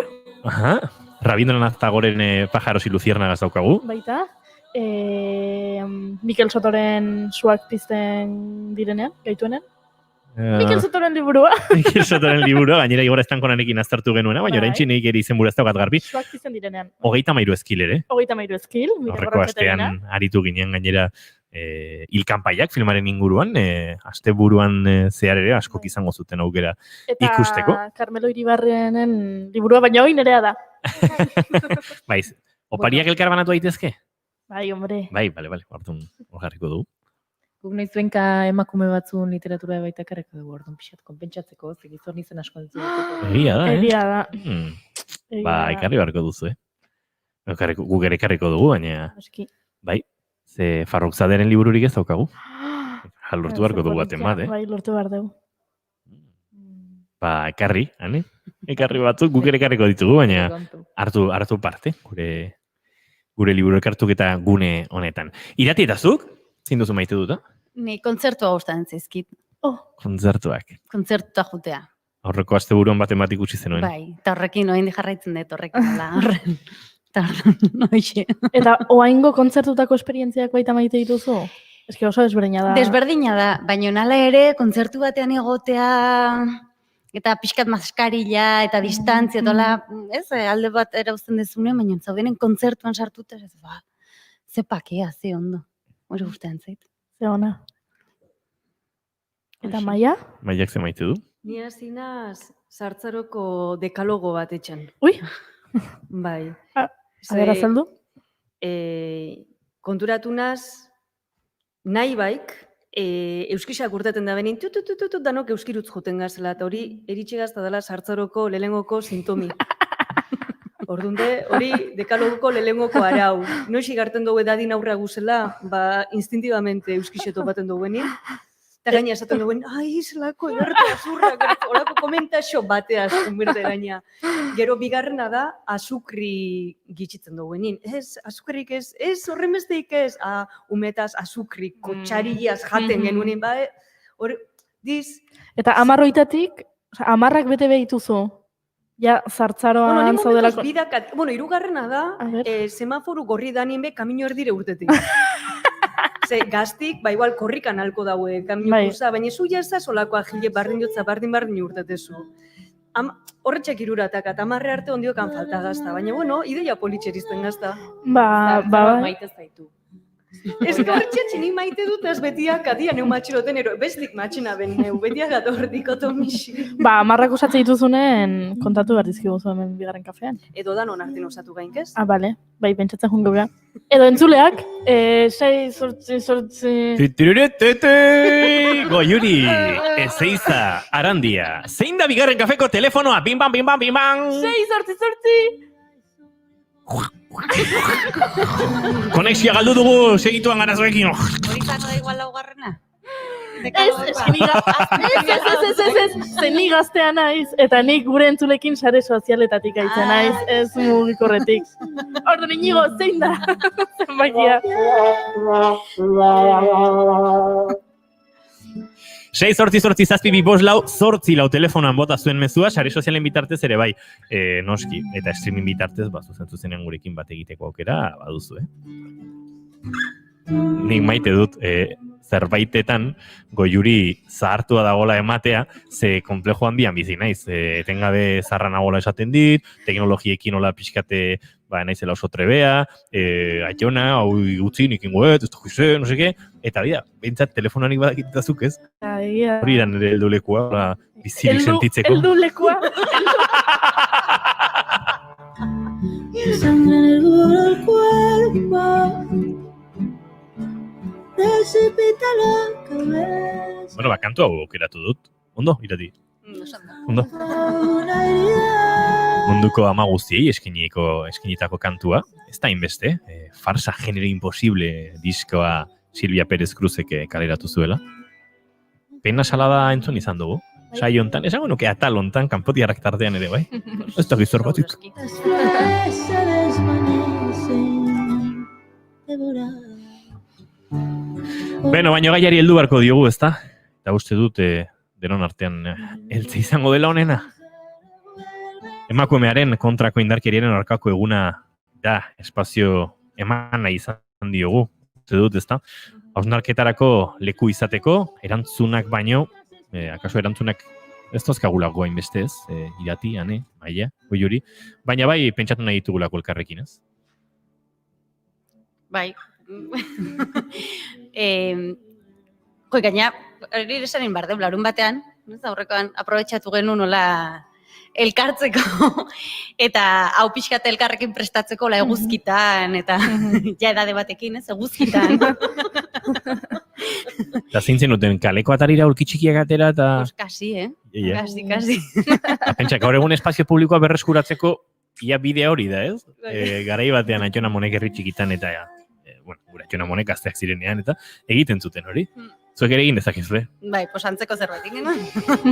Hau prestatzeko, eta hori esaten genuen, espazio bat eman nahi geniola, ez, gaurko gaiari, espazio, gai garrantzitsua dalako, baina batez ere nahi genula hori elkarrekin pentsatu, ez? Eta guk larun batean egin genuen hori, gaur entzule guztiekin eta denon artean konpartitu, ez? Bai, zen naiz eta erantzunik ez daukaun, denok ingo bagenuke aldaketa edo hausnarketa hau, sekulako aldaketa izango zen. Holanda, eta azkanin kanpotiarrak zaiun aurkezpenin esaten genuen modun, ez da, gure helburu de margenetan da zenak erdigunea ekarti, eta hau gaxe komunikabideetan asko lantzen da, asko entzuten da, landu, ez da izemate arte, baina entzuten da. Eta guk nahi genuen gaur beste ikuspegi bat emon, beste begirada bat, beste galdera batzukein, laguntzeko azkanin ez da, hausnarketa horretan, jenti beste punto baten jarteko, komenta izan duguen barne bidaia horretan laguntzeko, ez, norabidi nuntzirjun birdan. Eta iristen gazku aukera oso politxe dela, modu konpartido baten itxeko. Bai, eta planteatu nahi genuna pixkatzen, azkenen, emakumearen aurkako indarkeriaren kontrako egun honetan, emakumearen gan jartzen dela pixkat fokoa, eta guk aldiz horri buelta eman nahi genion, eta ez biktiman zentratu baizik eta gizonetan, eta zehatzago gizonen arduran. Gizonezko ongan, ez? Ze, bada... gizonezkotan batzutan pentsatzen dugu, nik ez dut horrelakorik egiten, nik uste dut, hausnarketa egingo bagenu denok, guk gizonezkoak eta pentsatu zen momentutan sortu dugun modu bateko edo bestelako violentzia, indarkeria, segurtasun eza, presentzia utxagatik ere, eta generoak markatzen duen, ez, inprimitzen duen horrengatik, akaso ezkinekela hain errexariko esaten. Ez, etzazuek gizonezkotaz, hori oso kuñadistikoa da, baina asko ikusten da, ez, gizonezkoak guztiak zergatik aipatzen dituzue, akaso hausnarketa bat egingo bagenu gizonezkoetan ere, gutxi libratuko ginateke lirateke, ez dakit, nik zalantza asko ditu nire buruarekin ere, momenturen batean, aipaturiko horrengatik, ez ote garen gu ere elementu violento nahi gabe, konturatu gabe, ez dakit, eta perspektibak batzutan ematen dizkizu ere gauza horiek, ez? Beraz, ardura hori, estudian gizonezko bakarra ni naiz, ardura hori behintzat nik hartuko dut, eta uste du laizter beste gizonezkoren batekin ere aritzeko aukera izango dugula, eta badela, ez, gure ardura hori eta ezin dugula ukatu, ez?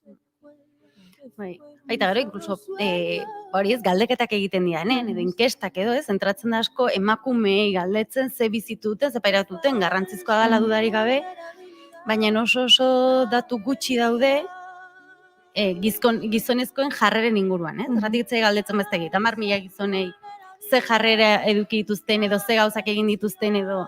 Hoi da, hortik ere, horri ere kuriosoa da nola... Bai, ez daude inkestak, zenbat atlitan, ez egit, eman diozu zaplasteko bat, emakume bati edo hietik tiraka edo bueno, edo zerbait esan diozu. Isilik. Zerbait esan behar zen momentuan.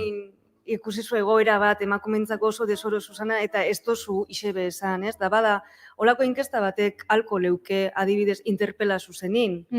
Eta da nahi ez, baina igual batzua izepentza guen mongotze eta arduri eurangan jarri. Bai, eta inoiz begiratu alduzu emakume bat uira arrisku egoeran sentitzeko moduan. Egin, badirudi indarkeriari hartzen dizkigula, ez? Muga ere, ez dakit mugari buruz hitz egin marko dugu, baina muga non da? Ze hiru gizonezko kaletik bali madoaz eta emakume bati begira geratzen badira, ez da oso modu evidentean ere, emakume horrengan sor dezaketena ere, indarkeria izan daiteke, ez? Eta hor uste dut galduta gabiltzala. Piskat, ekarri nahi genuen baita galdera bat zeinek kontzeptualizatu behar duen, edo zeinek esan behar duen indarkeria zer dan, ez? Guk azkenen indarkeria ulertzen dugu kontinuum bat bezala, eta askotan hartzen badeu, kontinuum horren espresio maksimoa bezala indarkeria, hau da, indarkeri fisikoa horrekin erresa da ardura ez hartzea, eta hori esatea ez eskeguko ez deguiten, eta ez identifikatzea horrekin, ez? Baina hartzen badeu horrea iritsi baino lehen daun eskala aldaketa guztioi hor ikusi ditzazkegun matiz asko daudela, eta hortan ardura aktibo bat hartu, ez? Eta aparte, ikustea, agian, genero maskulinotik bizitzen duen pertsona batentzako indarkeria gauza badala, eta genero femeninoa betetzen duen beste batentzako pasa ezin den marra beste leku baten daola. Eta hor, zeinek markatu behar du biktimak, edo posizio privilegiatun da honak markatu behar du hor marra nun da honez, guri iruditzen zaigu... Urbildo mikrobelurri gabe, bai. Markatu, guri iruditzen zaigu posizio privilegiatuan ez dagonak markatu behar dula hor indarkeriaren marra nun dagoen. Baten bat deseroso sentiu danin, natx eta arrazoi objektibo argirik ez egon da oso zutile izan, baina deserosotasun hori legitimu de, berak esateko ni ez naz hemen eroso eta nik ez dut nahi olanik jarratxu edo ez dut nahi hori. Natx eta kanpotik ez guk beti pistak birdou, ero gauza objektibo birdou, ez ze pasada, eta igual esplikateko oso gatxe da ze sensazioi bata, baina horrek ja beran legitimidadi dakar. Eta inok ezin jau hori ukatu. Baina gaitare nola sortzen den objektibo hori, ez? Pixkatere komentatzen genuen, nola azkenen violentzia hau ez dan bi sujetoen arteko dakarrik, baizik eta dan zerbait estrukturala, ez? Eta dan azkenen objektiboa ere edo gizartea nola sortzen den ere, azkenean desberdintasun egoera horiek naturalizatu egin ditun gizarte batean bizigia, ez? Eta ordan hor pertsepzioak, ez? Hortik sortu dira ere, bai, ez? Hori da, bai, komentate denune zapatun be, bai, ez da, dudak aiaten gazkuz, gaurko egunak, beran salaketan barrun, nun ipintzen da ben mugi. Ze iristen gazko emakumin kontrako indarkesi isalaikela bi pertsonen arteko, gizonezko batek emakume baten kontra, baina hori azken fininde, indarkesa egiturazko indarkesa baten ondorixu dala. Eta ez daki hau gaurko egunak zemate arte salatzen da ben egiturazko indarkeri hori. Eta iristen gazko igual bai zentraten dala bat edo talde bat harreman horretan. Eta nahi dugu bebai plazaratu eta ekarri hori ondorixo bat ala, ez? Egiturazko desberdintxasunan eta desigualdadin ondorixoa naturalizado buena. Eta feminismuk etxen da bena hori desnaturalizaten da desneutralizaten lagundu. Claro. Eta hor esaten genuen, ez? Gaina hor desberdintasun horietan, ez? Badaudela hainbat gauza, hori prekarizazioa, emakumeen prekarizazioa, edo zaintzak doakoak izan behar dutela, edo guzti hori ere badala violentzia, ez? Sustatzen duna, edo reproduzitzen duna, edo, bueno, hori, ez? Gizarteak legitimizatzen dula hori, ez? Nola bait. Eta hor, bueno, adibide asko kurritzen zizkigun, eta kanpotiarretan ere hainbatetan hitz egin dugu, ez? Desberdintasun guzti horietaz, eta azkenean, bueno, hiek ere erdigunean jarri behar ditugula, zen bada violentzia modua. Nere inguruan biraka, arrai bilak eta hilkorrak, azken papurrak bilaka. Oraindik ere ezin usatu itzalak. Zaborrak eta lola, gure goeraren lekuko, karetuetan bizigera, karetuetan dukatuko.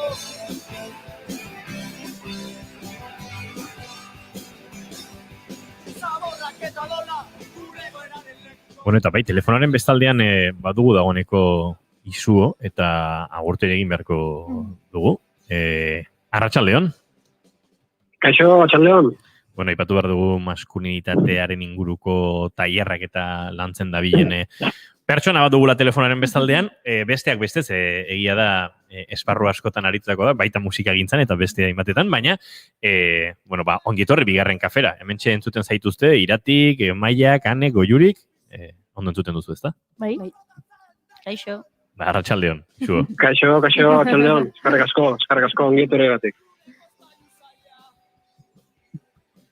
Beno, uste dut aipatu dugula dagoeneko ez, gizonezko ongan ardura jartzearen garrantzia hori, eta horrexegatik ere, noski, ahotsa gizonezkook ere izatea garrantzitsua dela ardura onarpenari dagokionez, ez? Baina isuo galdetu behar dizugu, ezertan hasi aurretik, eta pixkate, mailinguru hontan zutxe hartatzeagatik, horren inguruan ez, zerrekarri nahi dugun erdigunera, edo zergatik fokoa gizonezkootan jartzea den garrantzitsua zuk zehazki gainera ezagutzen duzulako, ez, maskulinitatearen inguruan egiten duzuen, edo honen dekonstrukzioaren inguruan egiten duzuen lan hori. Bai, ez dakit fokoa gizonezkoan jarri behar dan, zuek esan duzu, ez dakit ala dan,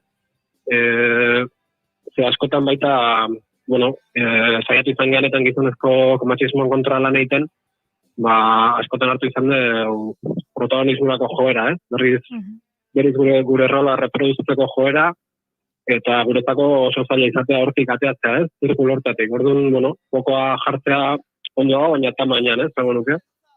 Eta bai, fokoa baino ardura esango nuke, responsabilidade hartzea, guk eragiten zapalketa baten ingurun azkenen, eta bai, Eta kontatu guzu pixkat zuk egiten dituzun tailer horietan, zein den tailer horien helburua edo nola hasi zinen tailer horiek egiten?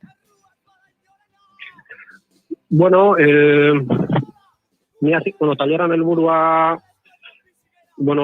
nik gauza diferentetan parte hartu izan dut, eta tailer batzuk bai dinamizatu izan ditut, gero talde batzutan parte hartu izan dut, eta helburua orokorren esango nuke sinpleki dela matxista izate justea, gizonezko egitea lanketa bat gure burukin, matxista izate justeko eta inguruko zapaltze justeko, Eta bizka zapalkuntza horrek emate egun boterea eta privilegio juko itea, Hori izango litzake,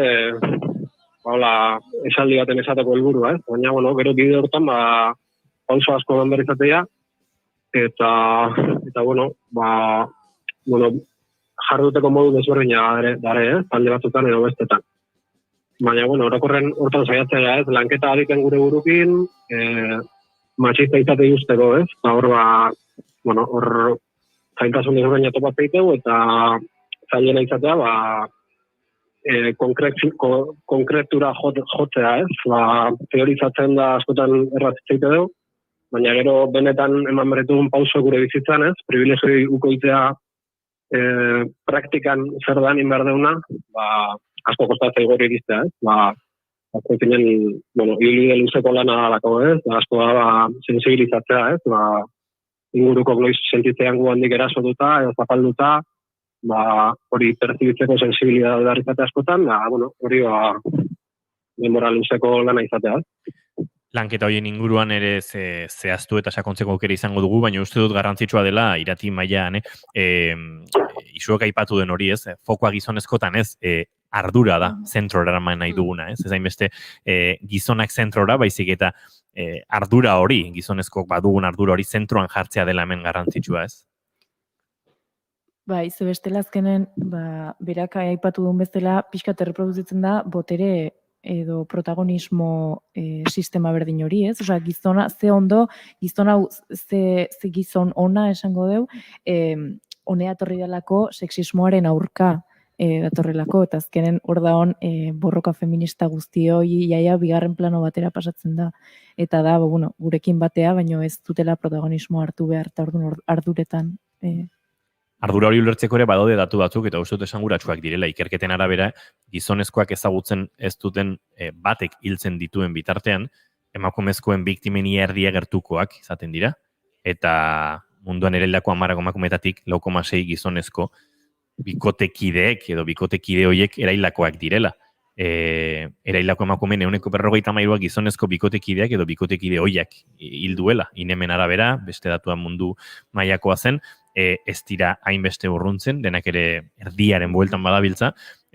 Bueno, ez dugu edo zergatik esaten gizonezko ardura hori eraman behar dela erdigunera, badagore evidentzia bat, noski. Bai, eta importante iruditzen pixkat datu hau eta zitze egitea, hori ikusteko ez, azkenean emakumentzako edo emakume, hori, ez, emakume asterinokina, emakume izala bizian entzako edo, nola espazio, gertuko espazioak ere espazio seguro diren, ez? Eta azkenean horregatik, ez? Eta hori dela jorratu behar duguna, nola egin gure inguruak espazio seguru. Eta pixkat, bueno, hortik ere komentatzen genuen nola, azkenean, askotan erlazionatzen den matxismoa, eta hori, igual, isuok ere komentatu dezak, ez, lotzen den matxismoa, bagian, maskulinitate eredu arkaikoekin edo violentzia fisikotik, ez, baina nola orain ere badago nagian, eredu hegemonikoa ez dakit ditu daiteken diskretogoa, ez, edo itxuraz matxismotik urrutiagoa da, baina azkenean estruktura eta rol eta botere harreman horiek ere, ez,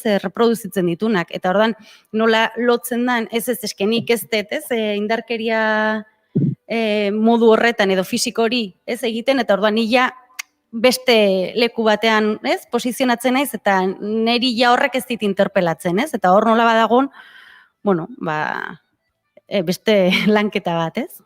Matxismo adaptatua edo matxismo egokitua, ez? Bai, esango genuke dela, matxismo bat ez duna gizonen nagusitasuna aldarrikatzen, baina bai praktikatzen dula. Sistema berak reproduzitzen dulako, botere aldaket, botere sistema hori, orduan, bai, azkenen, ematen dune represioa antzekoa da, bai. Ez dakit hortik ikusten dituzuen, ez, zailtasun handienak, edo beste zerbaitetan zentratzen zaten tailerretan, edo? Bai, esan dezuenakin, bai, bueno, matxismoa fin duin dela, ez? Nola baita esateko, ez? Zuek esan dezuna merrezteko. Eta orduan, claro, bai, diskursotan eta gauza askotan, feminismokin bat ingo genuen, baina, claro, gero, realidadea da, matxistak izaten jarraitzen dula, zapantzen jarraitzen dula, botere poziziotan, privilegioekin jarraitzen dula, ez? Eta, bueno, bai, zailtasun bat hori bada, izan, claro, hori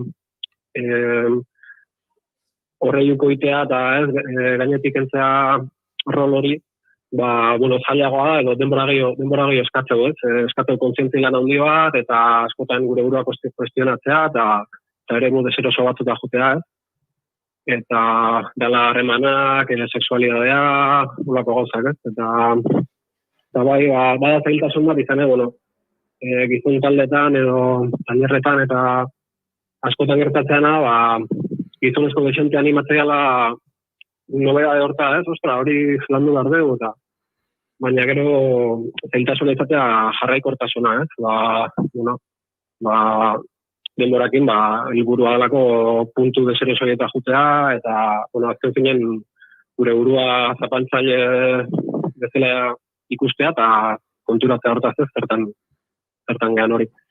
Eta, bueno, hori deserosoa izatea, eta orduan, bueno, askotan jende asko ez du jarraitzen, edo, bueno, zailtasuna hor dago, ez, jarraikortasuna eskatzela, da komprometu bat, ez, komprometua gogoa, eta, bueno, azkenen, eroso gaudela gure pozizion, da, kostatzea egula moltzea, ez. Orduan, ez gauza puntuala izatetik, baizik eta prozesu bat izatea, eta azkenean ez, eguneroko horretan integratzea, ez? Hori izango litzake erronketako bat, edo kuestionatzeko, lantzeko gauzetako bat, ez? Bai.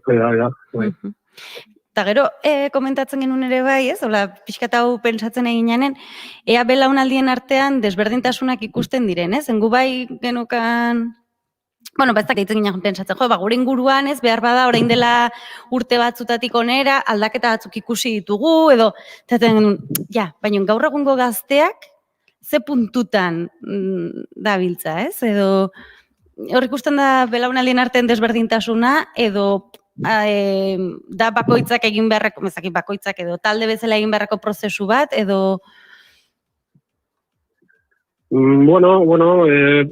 Desberdintasuna badaude, gero esango nuke ez hainbeste, ez igual suposatzean bez hainbeste, bai, gizarte aldatu da, ez, eta feminismoak indun ibilbidea, eta indun iraultza, ez, gizarte aldatu du, eta orduan, gizonezkoen posizioare aldatu du gauza askotan, ez.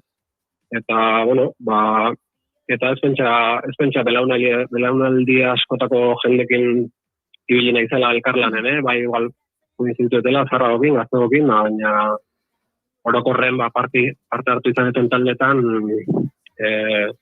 perfila, gazte eta gazte ezkertiar txuri universitario perfila, universitario edo universidadean ikasitako, edo, pixkat perfil hori da, ez da lortu gerturatzea besta jende baten gana, eta hori deba beste bat, beste gabezia.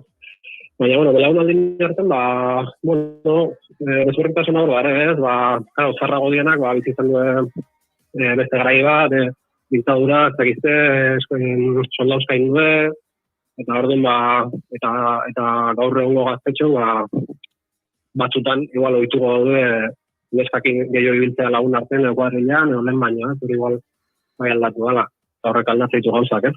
Baina, orokorren, esango nuke antzekoa gala, ez? Ondoan antzekoa gala, eta gaur egun hori gane, txikitatik mutil kuadrilatan egurra daola, homofobia daola, eta hor azken zinen hor ez zera matxista bezala, ez? Hor indarkeri hori gizonezko artean ikaste du normalen, eta ikarren ganako jarrera hori ikusten ikaste du, eta gero emakumeak zapaltzea hortzik dator.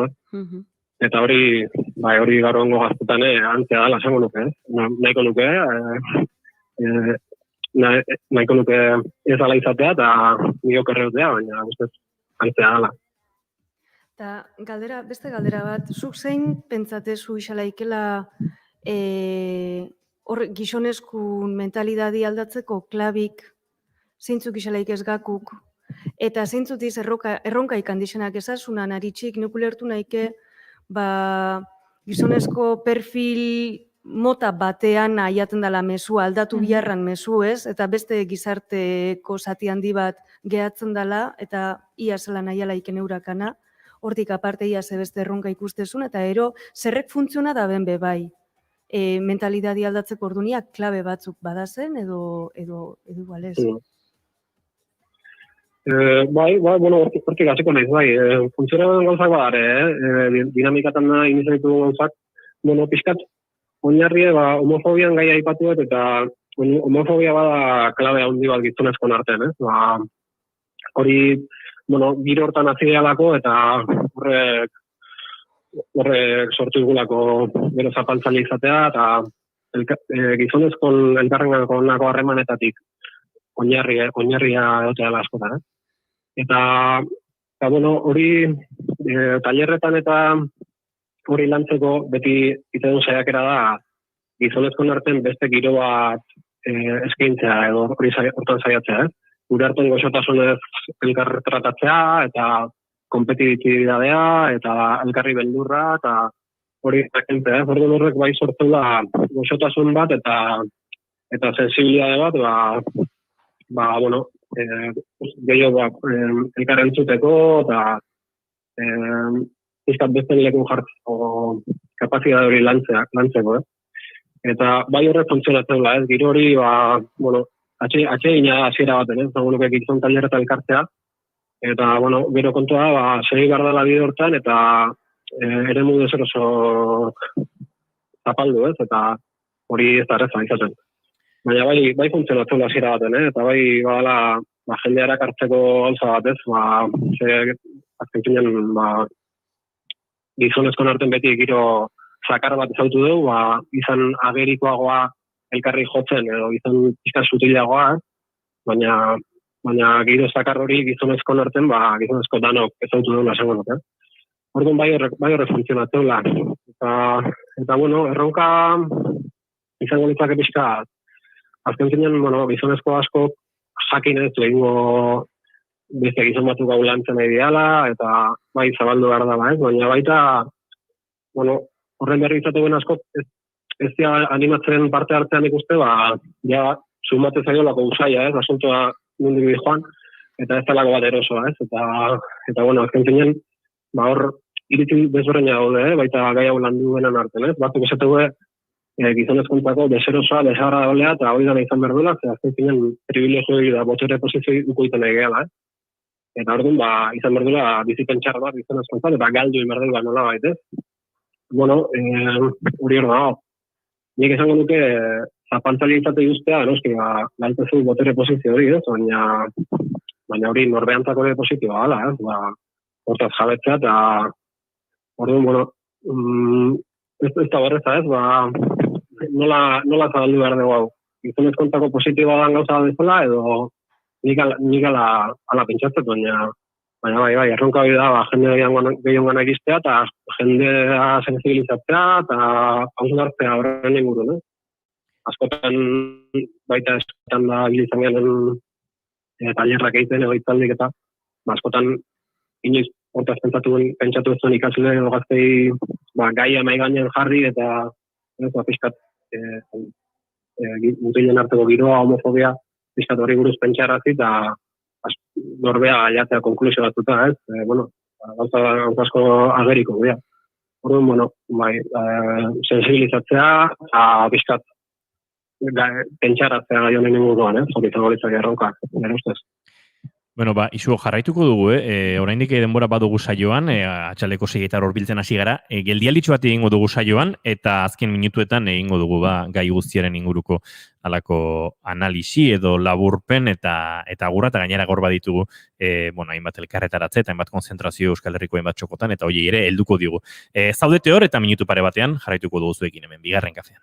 Naiz irratian, ez zaizue gertatzen igual, norabaitea deitzen dezue, eta kaixo, bai, nor da, eta naiz irratia naiz,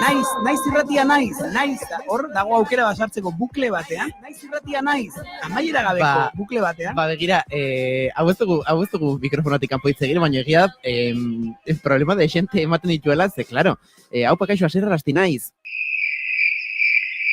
Eta hor tarte bat egiten dut naiz irratiko gazetaria. Bestela, klaro, zuk dena entonazio berdinean esaten baduzu, hau kaixo egunon, asierra rasti naiz irratiko kazetaria. Esaten du, ez pixkat iztotela edo zarela. Hau euskaldun berria da. Kaixo, asierra rasti naiz irratikoa. Asierra rasti naiz irratikoa.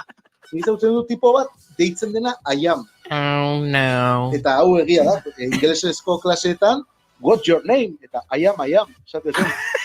Eta irakasleak, esate zion, oh my god! A ber, ez dezu ulertu. A ber, igual ez dezu ulertu zu. Nire izena, bai. Asteburuko aria. Larun bat eta igandetan, goizeko 8:00 12:00. Naiz irratia.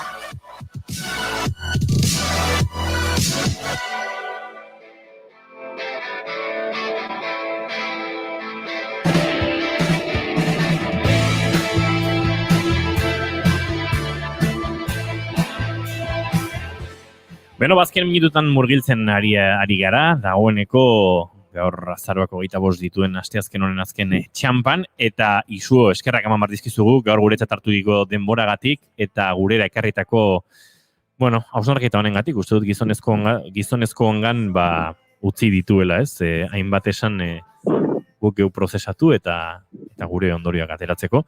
Beraz, eskertzen dizugu izu eta eskertuko dizugu, akaso besteren batean ere gurera hurbildu eta zure esperientziatik gauza gehiago kontatzerik bali maduzu. Bai, ez horretik, zuei eskerrak asko. Esker mila eta laizzer arte izan ondo. Vale.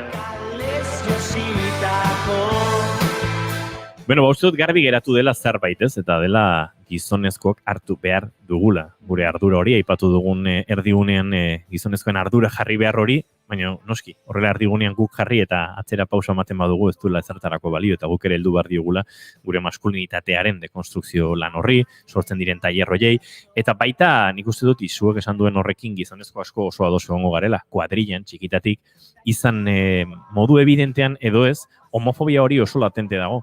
Eta homofobia batzutan ez dago bain modu esplizitoan, inork ez du esango alako zea hori edo irainetik, baina gure gorputza sentitzerakoan edo sexualitate hitz egiterakoan esaterako bagara homofoboak eta baditugu horrelako gatazkak hori onartzearekin, eta nahi gabe batzutan ere irainetik aritzen gara, ez du hau edo beste zara, lehengo batean broma giroan ere entzun genuen, El Fariren El Hombre Blandengeren inguruko diskurso hori, akaso hain muturrekoa ez, baina gizon haul izatearen edo gizon negarti izatearen inguruko topiko guzti horiek ere, uste dut eskual kuadrian oso txertatuta dauzkagula, eta horren aurka egitea badela hori eta beste emat gauza gizonezko ardura. Baina, esango nuke gurea bakarrik ez, emakumezkon borroka feministak ere, behar duela bere tokia guzti hontan eta akaso protagonismo ere hor behar duela ez da. Bai, azkenen pairatzen, violentzia hau, violentzia horren edo ondorioak azkenean, argi daolako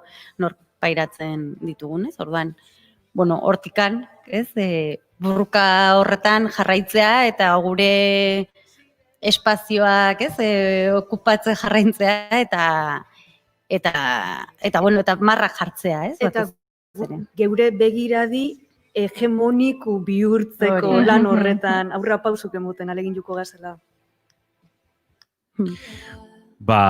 Uste dut garbi dagoela, baina guztia amaitu horretik esan behar dugula. Gaur hitzorduare badela borroka feminista hortatik, eta elkarretaratzeak edo konzentrazioak badirela gaur Euskal Herrikoen batxokotan, eta bertan agertu behar diguzu ez hemen gizonezkoak bai izatean garela galdu xamar. Guk ere parte hartzakegu, baina pankartatik urrun, eta protagonismotik eta fokotik urrunago ez da. Hori da. Bueno, uste elkarteratzetan argi dagoela, ez? Bueno, azkenen noren, violentzia matxistaren borroka feminismotik egin behar dela, eta beraz hortikan, ez hartu behar direla espazioak, eta ahotsa, eta bisibilizatu, eta Maiak esan duen bezala, ez gure begiradatik, eta orduan, bueno, gaur arratsaldean badela horrelako maskarilla eta horrelako eta distantzi eta guztiek mantenduta, baina, bueno, elkarrekin sortzen den hor energia hortatik, eguneroko burruka honetan jarraitzeko, indarra, ez? Orduan, han ikusiko degula elkar animatzen da guztirik. Ez oso garbi erantzun, guk bigarren lerroan egotea egokia da, ez? Bigarren lerroan egotea egokia da, eta batez elkarretaratze bakoitzarekiko errespetu eukitzea, eta entzutea hortik hasita, ez? Entzutea ze paper utzi nahi diguten, eta betire protagonista ez dela izango, ez da zuen eguna. Ez da gure eguna. Bueno, guk izan genuen zoritxarrez duela egun batzuk gizonezkoen eguna, eta tira, ez du gehiago. Eta zuen borroka ere bada, baina bigarren paper batetik. Uste dute ulerten saiatzen garela, baina tira, uler dezagula hobeto. Zetena ez dakigu, eta ez du jakingo, baina ikastea bada dekonstrukzioaren pausoetako bat. Ane Elizegigo, Juri Ezeiza, Irati Trantxe, Maia Beitia, zema jende pasaren gaur, Inigo Asensio, zema jende pasagaren gaur, maiontatik, hemen bueltaka, Zurriolako estudiotik, guri ordobetan ja Donostiako konzentrazioekin bat egitea egituko zaigu. Ez du, Tolosara iristeko justu biliko gara, Juri. Donostiatik, Zurriolako estudiotatik, gaur egun bereziontan, saio bereziontan, agurtzeko orduare badugu Reitzen, badakit kantu honekin, agurtuko dugu saioa, eskerrik asko, hauei. Eta eskerrik asko entzulei, hortxe Naiz Irratiaren sintoniaren beste aldean, izategatik bigarren kafea, bihar gehiago. Bakit